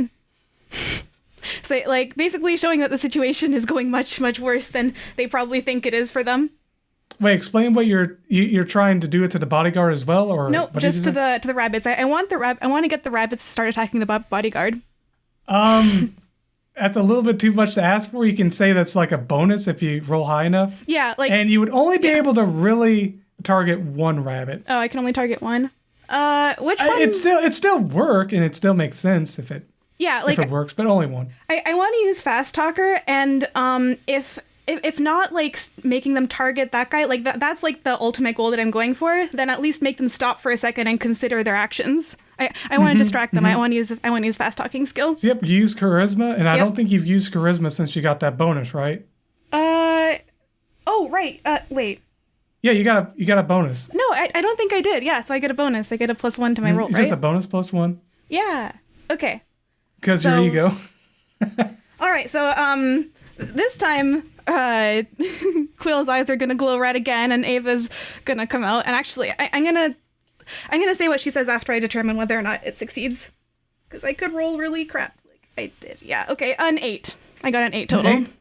Oh no! Oh wait! I'm sorry. I'm looking. So I rolled 2d6s and it totals it. And I was looking at the total, which said 9. But no, I'm supposed to go with the highest of the 2d6s, which was a 5. You said you rolled a, what was it? 8 total. An 8. Okay, you got a success with an added bonus, and yeah, right. You want to do what we planned? Yeah. So her eyes are gonna glow red, and she's gonna turn to them and say, "Listen, y'all, Bhakti's gonna go to jail soon and probably to hell. If you want to follow him, then keep on attacking us. But if you want to get your noses clean, start attacking that bodyguard, okay?" How I'll roleplay this is you do kind of speak to the 3, and 2 of them kind of stand their guard, like they're holding the but one kind of looks really guilty and like closes his eyes. I want to go to jail. I miss my mama. I miss my farm. It's like- This is all your fault. And he just points at the wolf. And is like, what? Wait, what I'll do, man? And then he throws a carrot at him. So he'll throw a carrot at the wolf. Like he got confused and flustered and threw the carrot at that guy. Yeah, because I'm going to say, this is going downhill real quick. You guys are going to lose this fight. So if you want to stay out of jail, start attacking this guy right now. You only flustered one and the other Yep. two heard you, but they're not. And it's not that you didn't affect them, but they are still going to be fighting you guys. It's just one was really affected Okay. and started attacking like the wolf folk, Georgie Porgy by accident, Nice. like just out of panic. That's exactly what I was going for. Perfect. Okay, yeah, Okay. that's my turn. That was Trying you. to distract them and turn them against each other. Does anyone else want to go before I do something? Back D. I've seen other folk teleport. How exactly do they do it? Is it like they say a magic word, they make a magic symbol? They do hand gestures like you would see in Naruto, like ninjas. Okay, and then I'm just gonna kinda stomp on poof. his fingers and break his hand so he can't teleport away. Okay, go ahead and do that. What Go would ahead that? and roll. Would that be your- quick thinker? Since I'm trying to quickly think of how to stop him from getting away. And in fact, I'm going to improvise a weapon and do it, and use his desk chair to slam onto his hands because the chair. Okay. I'm gonna Yeah, hit you him do with the that. chair. That's brutal. I love it. See, I rolled another 6 with my +4 for quick thinker, so another 10 to break his fingers. Okay, let me roll this. Yeah, he's not doing too good. Let's see. Well, it's a total 10. 10. Yeah, you definitely do that. And what's something positive that comes out of this? I've actually pinned his hand to the ground. Like when I smashed his hand, it went through the hand and pinned him to the ground. So not only can he not teleport away, he physically cannot get away at this point without somebody coming and getting the chair in pain. out. It's like, no, damn you, fire-breathing kittens. Yeah, he looks like he's definitely not going to be able to get out of this one. All right, so that's going to be what he does. Well, he'll be able to act before you do that. Actually, no, he can't. You guys are just bullying this guy. He's on the ground. He's grappled. He's pinned. You're making sure he's not going to get away. Is Yeah. it considered bullying if this guy was literally trying to poison people and was using mindless slaves? I don't consider that bullying. I consider that Exactly. You You guys are. Yep, justice. Yeah, is this guy's going perfectly to jail, and then he's justified, going to yes. hell after that too, because Ava knows who he is, so she's gonna find him. Yeah, it's not gonna end well for him and the two rabbits who are attacking us. And Maddox now. It's your turn. Okay, so is there something tall nearby that I can climb on top of? There's a potted plant. Oh, the actual description of this room. Let me describe it to you real quick. I didn't describe the manager's room. Description. Here we go. Past the ornate wooden door guarded by a tattooed rabbit folk is a lavishly decorated room. The walls and furniture are in a 1920s Art Deco style. If there's any kind of handholds on the wall, or if there's like an archway with any kind of handhold to it, I would like to like climb atop it and do like a flying elbow into Georgie Porgy's neck. Oh, yeah. And I'm going to use High Flyer for this. I imagine in the last frame, after you did the stunner, he grabbed you and then punched you, and he says, "Oh, I know who you are now." And you're like, and you jump onto the wall and you climb up and you go to do what was that again? You said A you were gonna flying do? elbow to the head and or neck. Right. And I got a 9. Let me roll for mine real quick. You hit. Wait a second. Oh, this is just defense. Okay, you hit, and something good happens. Get a positive effect. I would like it just to knock him for a loop and hopefully give him a negative to his next roll if he attacks me. Or Oh, a -1, kind of disorient him. So wait, how many times has everyone attacked Georgie Porgy? I think Just you attacked him. It's me. twice, I've attacked and him like 3 times now, but I Oh, that's okay. That's right. So, okay, I see what's going to happen. He's going to. Oh, you want a positive. Oh, you want him to take a negative effect from that? Oh, I'm sorry. It was something positive. So it can't Yeah, be you get to choose something it positive. can't be a detractor against him. In that case. I want it to help influence Ava's role for the rabbits, just to show them like things are going poorly. She's right. We should do what she said and turn against them. So Bhakti, or not Bhakti, so many targets. Georgie Porgy is going to take that hit from you. Before he takes that hit, the rabbits are gonna attack now. The one rabbit that decided to throw a carrot is gonna throw the carrot, and he's gonna roll. Okay, and then, so he throws the carrot and it just whips by him. Aw. And just hits the wall. He tried his best. Georgie Porgy's like ducks out of the way from that. Okay. And then after that carrot dodges by him, you hit him in the shoulder, I think he said, or neck. Yeah, I was aiming for the neck or his head. Yep, and that'll deal damage to his neck or head, either one. That's gonna if it's the neck, it's gonna affect Grace. If it's the head, it's gonna affect. Well, it doesn't really matter too much. Those stats don't come into play with these NPCs. But Georgie Porgy, after that, he's going to attempt to attack you again. And that's going to be, he's going to attempt to punch you in the gut again, because it's simple. It's simple but effective. So that's a 10. Go ahead and roll your defense. Ooh, 10. Yeah. This is a system that's like really easy to roll, like really high. Like the more dice, you're almost always going to get a 6. I got a 6, but I don't add anything to that though, right? No. Unless you're acting defensively this round, which is pretty much doing nothing. Right. Which I don't think you guys want to do. No. So that hits, and it's going to deal an effect. He hits you, or he punches you in the gut, and after he punches you in the gut, he's going to swing you and throw you over at that rabbit that threw something at him, and it's going to knock the poor rabbit down, and the rabbit's not going to be able to act. He would continue helping you guys fight, but now he's incapacitated next round, or next frame. You're still good, even though he threw you didn't take damage from that. But you did take damage from the initial punch, so another -1 to your stamina because it was a gut punch. Right. Yeah, my stamina's at 0. And and the other 2 rabbits are going to attack. One's going to attack. One sees you. Oh, you stole the show with the chair, so they're both going to attack. And wait, what is? Oh, that's right. Oh yeah, they're not going to attack Penny. They're not going to attack. Yeah, they would both attack Thrash Panda. Never mind. Let me see what they get. Oh, that one just dropped his carrot. And that one rolled a 4. Go ahead and roll your defense. And remember, you can add Quick Thinker to your defense. Oh, I didn't know I could do that. Yep. Cool. Well, then with Quick Thinker, I got a 7. Yep. You definitely dodge that. And Awesome. something bad happens to them. He throws his carrot to you. I imagine you parry the carrot, and then he goes and looks for a carrot, and is like, I can't find another carrot. I don't know. That's the bad thing that happens to him. All right, that's the end of that frame. And you're on to the last, might be the last frame. We're on to the next frame, which is the 4th one.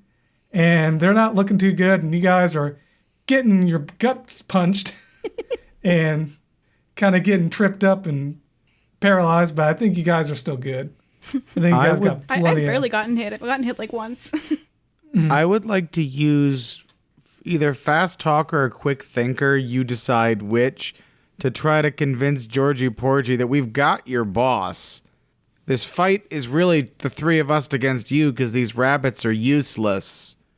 Give up now and you can go away and we'll just take the guy who's responsible for all this. You're just a bodyguard. I'm not even going. Yeah, go ahead and roll. It would be psychology. So I think. Wait, what were the 2 skills you were trying to think? Probably Fast Talker would be more appropriate than Quick Thinker. Do Fast Talker. Okay. Fast Talker, and you can do either in-ring psychology or charisma. In-ring psychology a little better. So, a 7. 7. It's so simple. He rolled max, but his max was just a 6. You got 7. Just round the money. He's like, yeah, man, you're right. Wait, what? I'm gonna have And he to just say something. turns and walks away. He's just like, it's 11, man. Don't let it get you down. And he just reaches behind the desk, pulls out like a custodian's cap, puts it on, grabs a broom, and just kind of just starts whistling and walking out of there. Georgie Porgy has left the fight. He's just like, yeah, I guess, yeah, life's short. He just walks out of there.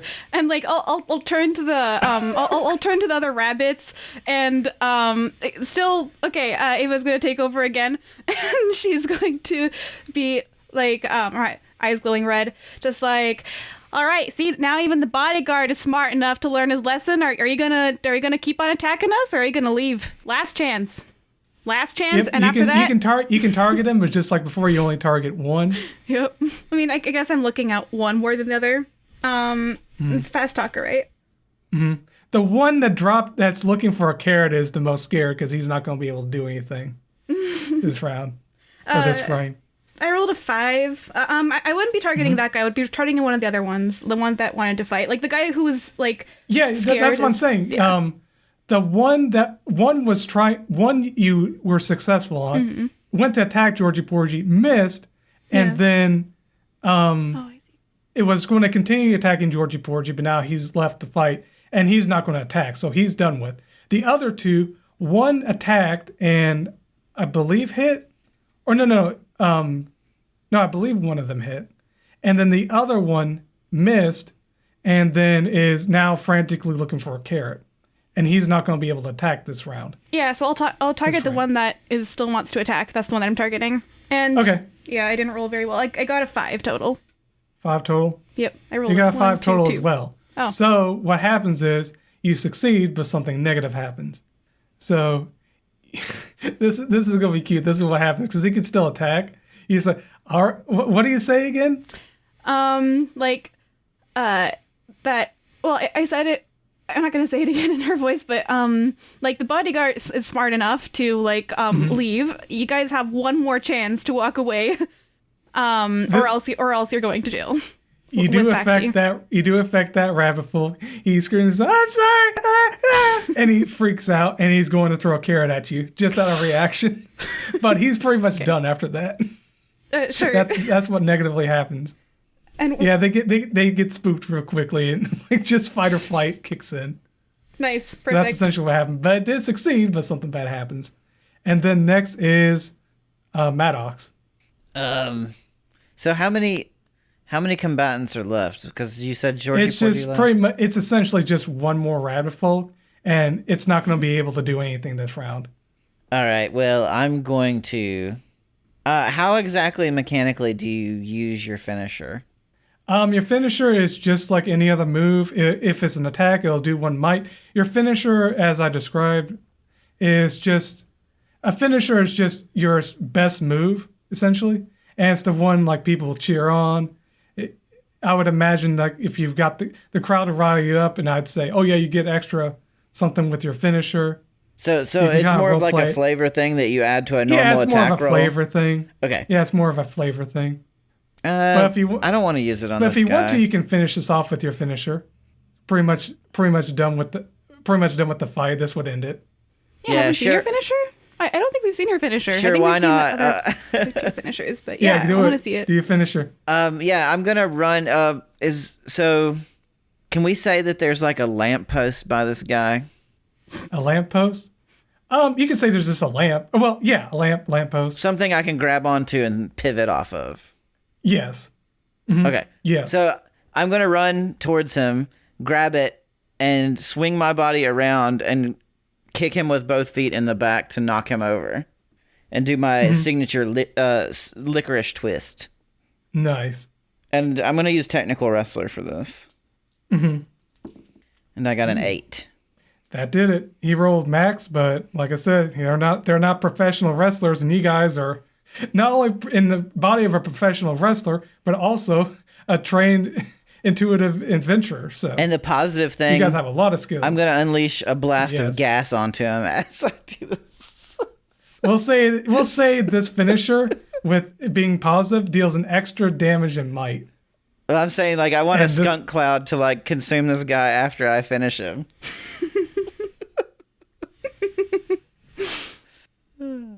All right. So, yep, that pretty much ends this encounter. You detained Bhakti, and Georgie Porgy is just walking away. He doesn't really care. He's just there to get paid for a job. And those 3 Ninja Barrett clan members are sorry, and they're looking for Arlie. That's the end of it. 1 second. What do I say now? All right. So you guys have detained Bhakti, and you've crushed his hands to where he can't teleport away. But he is still able. 1 second. As he's being taken away by the police, you see he's able to activate. Oh, whoever said I was giving him to the police? I'm taking him to our guild hall. Oh, you're We're going to take him better to the equipped to hold him than the cops are. We got magic. We got an angry dwarf. We've got a demoness that can lock him in hell. Yeah, contention to that. Okay. The Dengen, the jail in Dengen is probably where you want to take him, because that's where the demoness will take. That's where the devil will take him. The devil girl. You know what? I was going to have him escape because I wanted to bring him back, but you know what? You guys are so hard pressed to take him in. I'd say you do. Yeah, I mean, no, Ava will. Even if you put him in the FPK guild hall, she'll still get him out of there and put him in the jail. I love how it went from, because this is like part 2 of the hair-raising wedding, because he was going after like a bunch of different like watering supply areas for his own devices. It's like the last one is like no one saw it through. He was like, I got this in the back. The next one is just fire breathing kids comes back to just get revenge on him. He was not expecting this at all. Neither was I. Absolutely. But you know what? You guys wanted him that bad. I say you did. Bhakti has been arrested, got punched, just completely done in on. He's not going to be heard from ever again. And he's going to be screaming in the depths of hell. Yep. Yes. Let me improv this a bit. I do have to improv the very ending just a bit. Let me kind of go around. So you actually got the deed back. Oh, let me say this.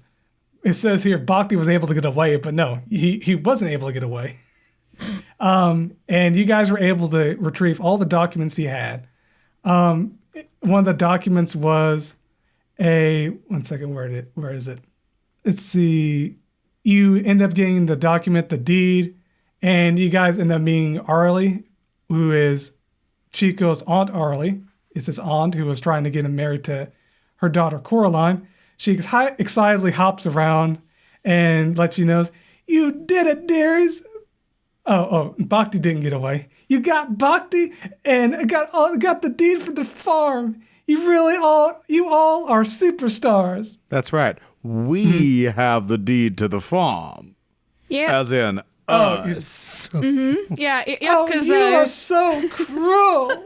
Well, you get nothing for free, darling. Yeah. I guess that's right. I'll pay what you want. Yeah. You guys are.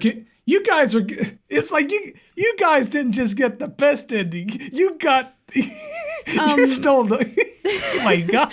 Well, I think Ava and There's like the Ignatious. best ending. You guys created the secret final best ending. Yeah, so, oh my God. hold on, You I guys wanna- saved the day. You guys got paid. 1 second. Let me see. After celebrating with the Watering Hole and Bear Clan, Watering Hole being all the wrestlers, you know what? Just for laughs, yes, it's Happy Feet was part of the conspiracy. He got arrested as well. All of the members of the Bear Clan that were a part of the Deep Ooze are reformed, and they're happy. They're celebrating. After celebrating with the Watering Hole and Bear Clan, it's revealed that you were all the fire-breathing kittens all along, because you were disguised, of course. And the guild gains both factions as allies, the Watering Hole and the Bear Clan. So you guys got wrestlers and ninjas on your side as possible allies for future adventures.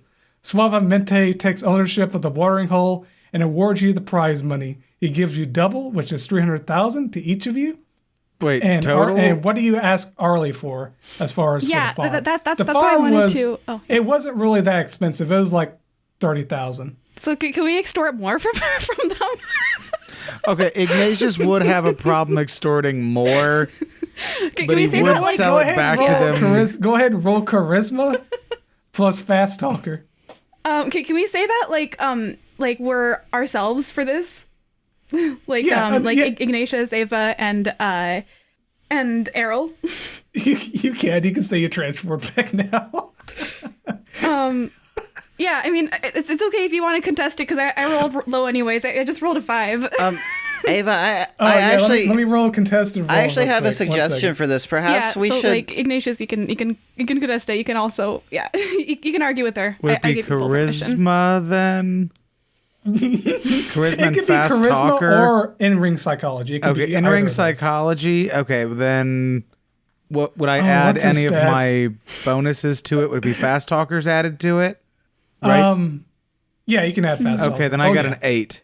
Yeah, you rolled higher than I did. So you Yeah, can so- you can get however much 20 you wanted. You are so cruel. I mean, for what She they raises it up to 60,000. You can try to raise it again, No. I'm trying to give it to her for what she sold it for. Yeah. which was Which you said 30,000 is like whatever Yeah. she sold it to the other guy for.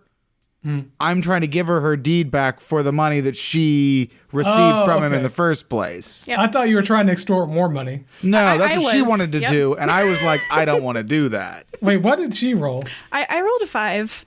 Oh, you actually, it's like, honey, the farm is not that much and we do not have a lot of money. I can't go any higher.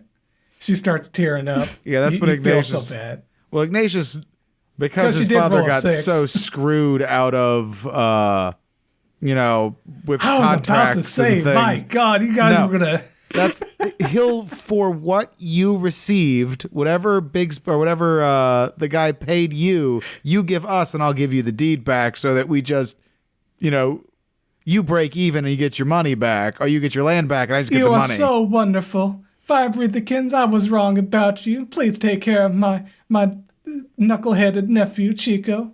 And Errol, I know your friend, Kayla manipulated my daughter into looking for her true love, but I forgive you and him. I know she'll find her true love. And that's pretty much because I'm pretty sure you guys said you transformed back. Yeah. And explained who you are and everything. Oh, that's fine. So huh? Nothing. Go ahead. I'm saying all is forgiven to this point. Between her and any bad blood between you and her is no longer there. Well, I'm fine with the outcome. I think you could learn a lot from your knuckleheaded nephew. Oh man, so wow, you guys got the best ending. Wow. Yeah. So yep. And with that, joining us this episode were Ava, aka Penny, aka Quill, aka Bamboozling Bird. Well, now this is why you join the fire breathing kittens and not that deep ooze or whatever kind of guild it is, fake guild. Yeah, fire breathing kittens are the best guild. Ignatius. Well, I certainly think our friend is going to have a hard time grasping the situation he's in, but we did a good job breaking his hands. And Errol. Ignatius, how hard would it be to develop a spraying device in a box that I can put some of the skunk spray that I collected in and mark it care of Georgie Porgy? I think we could figure something out. Perhaps we'll put some glitter inside of it as well. That sounds like the perfect plan. That's the kind of stuff we do in hell, you know?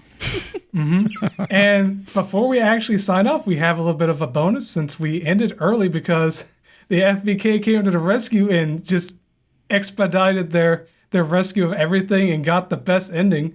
We've actually got some time to go over some of the things they didn't do because there was a whole plot with going and wrestling Suavemente, dealing with their rivalry, dealing with talking to Arlie. I mean, what do you guys want to talk about? Do you guys want to know more about the wrestlers? Do you guys want to know about Arlie, about Bhakti, about just the other wrestlers in general, or the dynamic between the Suavemente and the Prodigies and all the things behind the scenes? Because you guys completely skipped it all. Nothing wrong with that. I was prepared for it, but man, you guys were.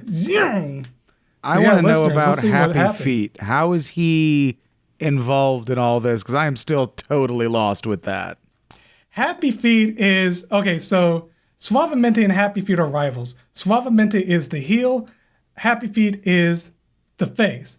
But it's a heavyweight and a cruiserweight. The Roadrunner's like a little tiny bird, actually. I thought it was like bigger, but no, it's not. Mm-hmm. So you got this heavyweight emu and this little tiny guy. He's like the little guy. He's the runner up, the guy that's going after him. That's pretty much the show. What the rivalry is. You got the good and the bad guy, but Happy Feet is actually just all about honor, all about himself, and he's constantly done stuff like actually hurting Suavemente, trying to weaken him so he loses.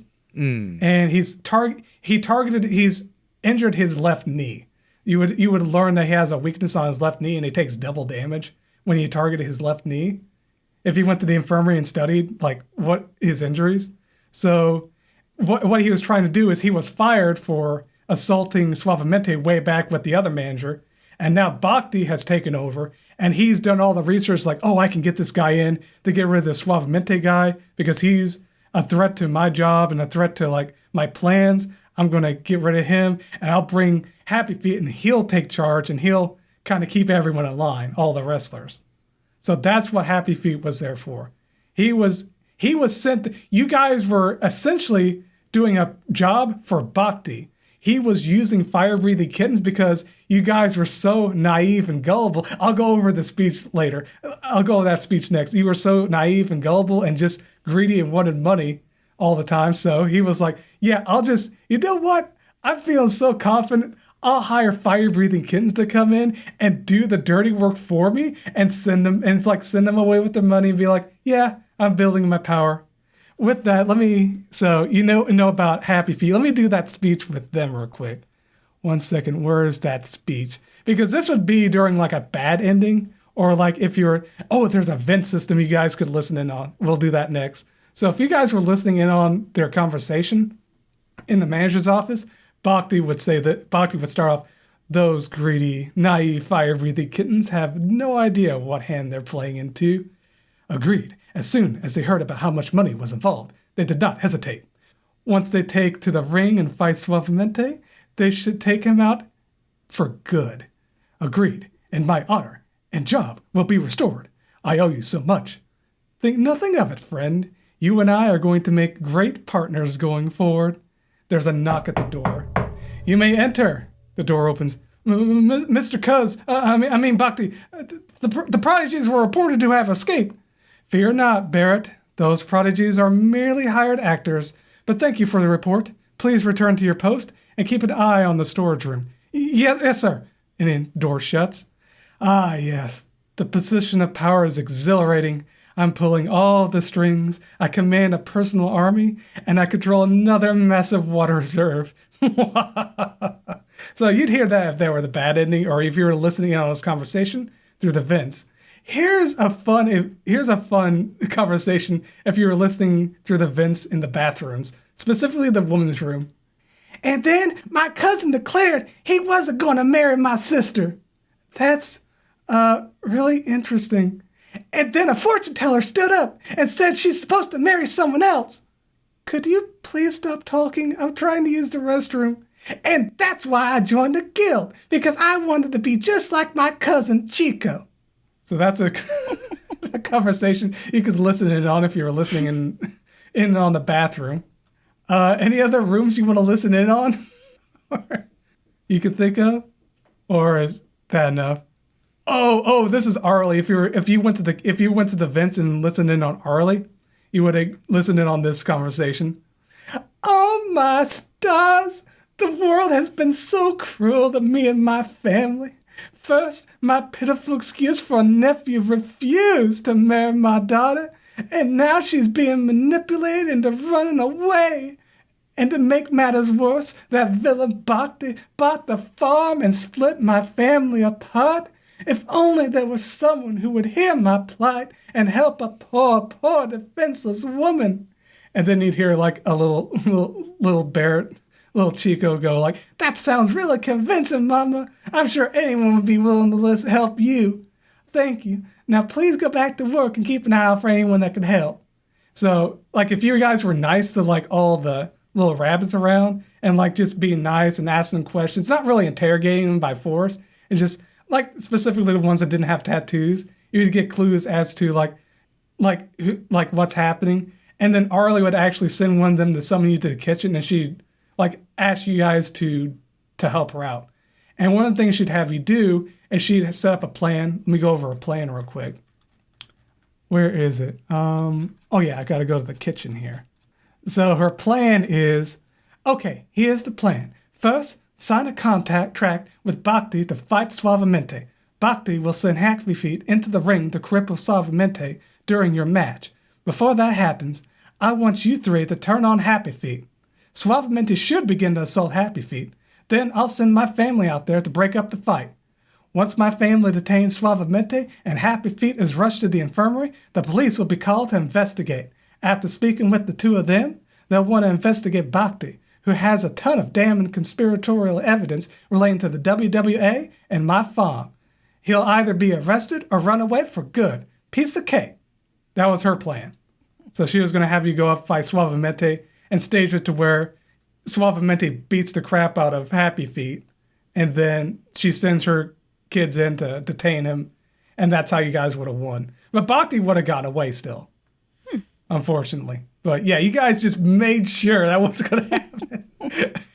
Yeah. Oh, GM, I got a question for you. So, like, the rabbits being switched out with the straw dolls, how was that working? Is it like they were where were the actual ones going? Oh, are you talking about the teleportation stuff that they were... The teleportation. Where were they going? If you've watched Naruto, you see them use, like, their substitutions where they just, like, disappear and they turn into a log. It's like that, but instead of a log, it's like a straw. It's like a bag of straw. I see, but then where were they going when they were, like, just teleporting? Running away. To where? They were just cowards. They were just, like, most anywhere? of them were running away. And in some cases, they would have run and alerted Bhakti. But if you guys were just beating them up, they would have run back to their mama, is what would have happened. I see. In fact, that's where they're usually going, because there's an event if you beat one up and he went to the infirmary and like got healed up. It was like, yeah, I got healed up. And he got to exit. Arlie would be at the gate. She'd have one of her babies. She said, that's them, mama. That's the ones that beat me up. And then you have to fight her and her little baby, but it wouldn't be that bad. Yeah. Okay. Yeah, there's a lot planned with that. But... do you guys want to know about... do you guys want to do some smack talk with Suavemente, or... Because there was an event where you guys could smack talk Suavemente and learn more about ways... And learn more about the relationship between him and his kids, or the prodigies. I don't know if you want to hear that or not. I could roleplay him talking. One second, where is it? I mean, if you want to, I'm cool with it. If not, I'm also cool with ending a couple minutes early. Yeah. Mm-hmm. Yeah, that's... I'll say a couple lines from Suavemente because I didn't really get to roleplay or voice him that much. But yeah, after that, we'll pretty much end it for the listeners. Because, yeah, there was a lot. And everyone can look through what I wrote down here. But yeah, here's what he would say. I think it's Suavemente says. At Maddox, he would say, "Get out of my sight, you stinky skunk. You just don't want to be Happy Feet." And then at Thrash Pan, he would say, "You throw a trash can at me, Thrasher, I'll trash you." And then at the Bamboozling Bird, "Go on back home to mommy. I'm not singing you a lullaby."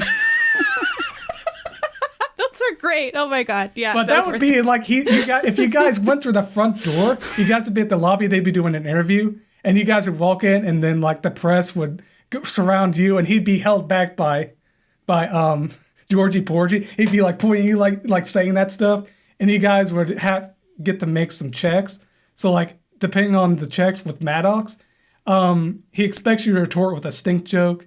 Calling you a wannabe Happy Feet stings because Happy Feet was your mentor. And if you were to get a little bit more, you'd realize that you read Suavemente's expression and realize you both hate Happy Feet. So you're making psychology checks to read like the room and read like how the insult and everything. It kind of gleans some details to help you out with the mystery. And then at Thrash Panda, you're supposed to, the minimum with the difficulty level 3, all you gotta do is roll 3 within ring psychology. You're supposed to throw a trash can at him right now. You just immediately throw a trash can and you'd be like, I'm going to kill you. And then the party guard holding back and everyone would be like, oh my God. Everyone would be freaking out. And then you're also the first one he attacks in the ring. That would be a clue. Like if you were to fight him, you'd know that he can only attack one person at a time. That would be a clue. Like he's going to attack you first. So everyone can kind of plan around that. Mm-hmm. And then he genuinely enjoys wrestling with you and is taking you under his wing. And then for a bamboozling bird, he expects you to squawk back at him with a yo mama joke. You have a strong emotional attachment with your mother. And he will absolutely sing you a lullaby when you went away from the public eye. Oh my God. And in everyone, the max for everyone is he carries himself like a father figure. You're his kids, your family. So that would be the clue. It's like, he's not a bad guy. He's not someone you want to like actually hurt. So yeah, it was fun. It was fun practicing my voice acting for them, especially Harley. Yeah. It's like Doritos for the soul. Once you start voice acting her, it's hard. You can't stop. You got to keep doing it. Also, Suavemente was a fun one to learn. Doing an Australian accent, I looked up online how to do it, like the inflections and like the mannerisms. So it was really fun hearing myself doing it. So when you were doing a MacP, I'm like, and you said, I'm going to do a voice. I'm like, please be Australian so we could have 2 Australian wrestlers from Australia, an Emu and a MacP. It's fine. That works too. Australian's like an offshoot of British anyway, so that works. But yeah, there was so much fun stuff. But this was a fun game. I don't know about you guys, but yeah, I enjoyed it. Thank you everyone for listening. I hope you enjoyed. I hope you enjoyed the little bits of roleplay and the little details you heard at the end.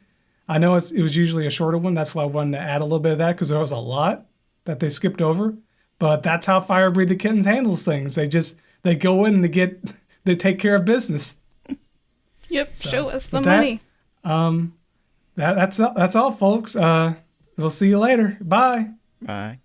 Toodaloo. Bye. Have you heard of Solutions from the Multiverse? This podcast features new, unheard of solutions to the world's biggest problems delivered to your ears weekly. Also, jokes. Hosts Adam Bross and Scott Maupin meet up each week. Adam brings a new idea to help the world, and Scott picks and prods at it with jokes and questions. The result is an informative and entertaining podcast that always gets you thinking. Here are some recent episode titles: Weapons of Minimal Destruction, Falling Sperm Counts and Memory Foam, National Service Year, and Bringing Banishment Back. The most recent review says, quote, "Love the playful approach to discussing solutions interspersed with just the nerdiest references and jokes. Delightful," end quote. Check out Solutions from the Multiverse, a podcast.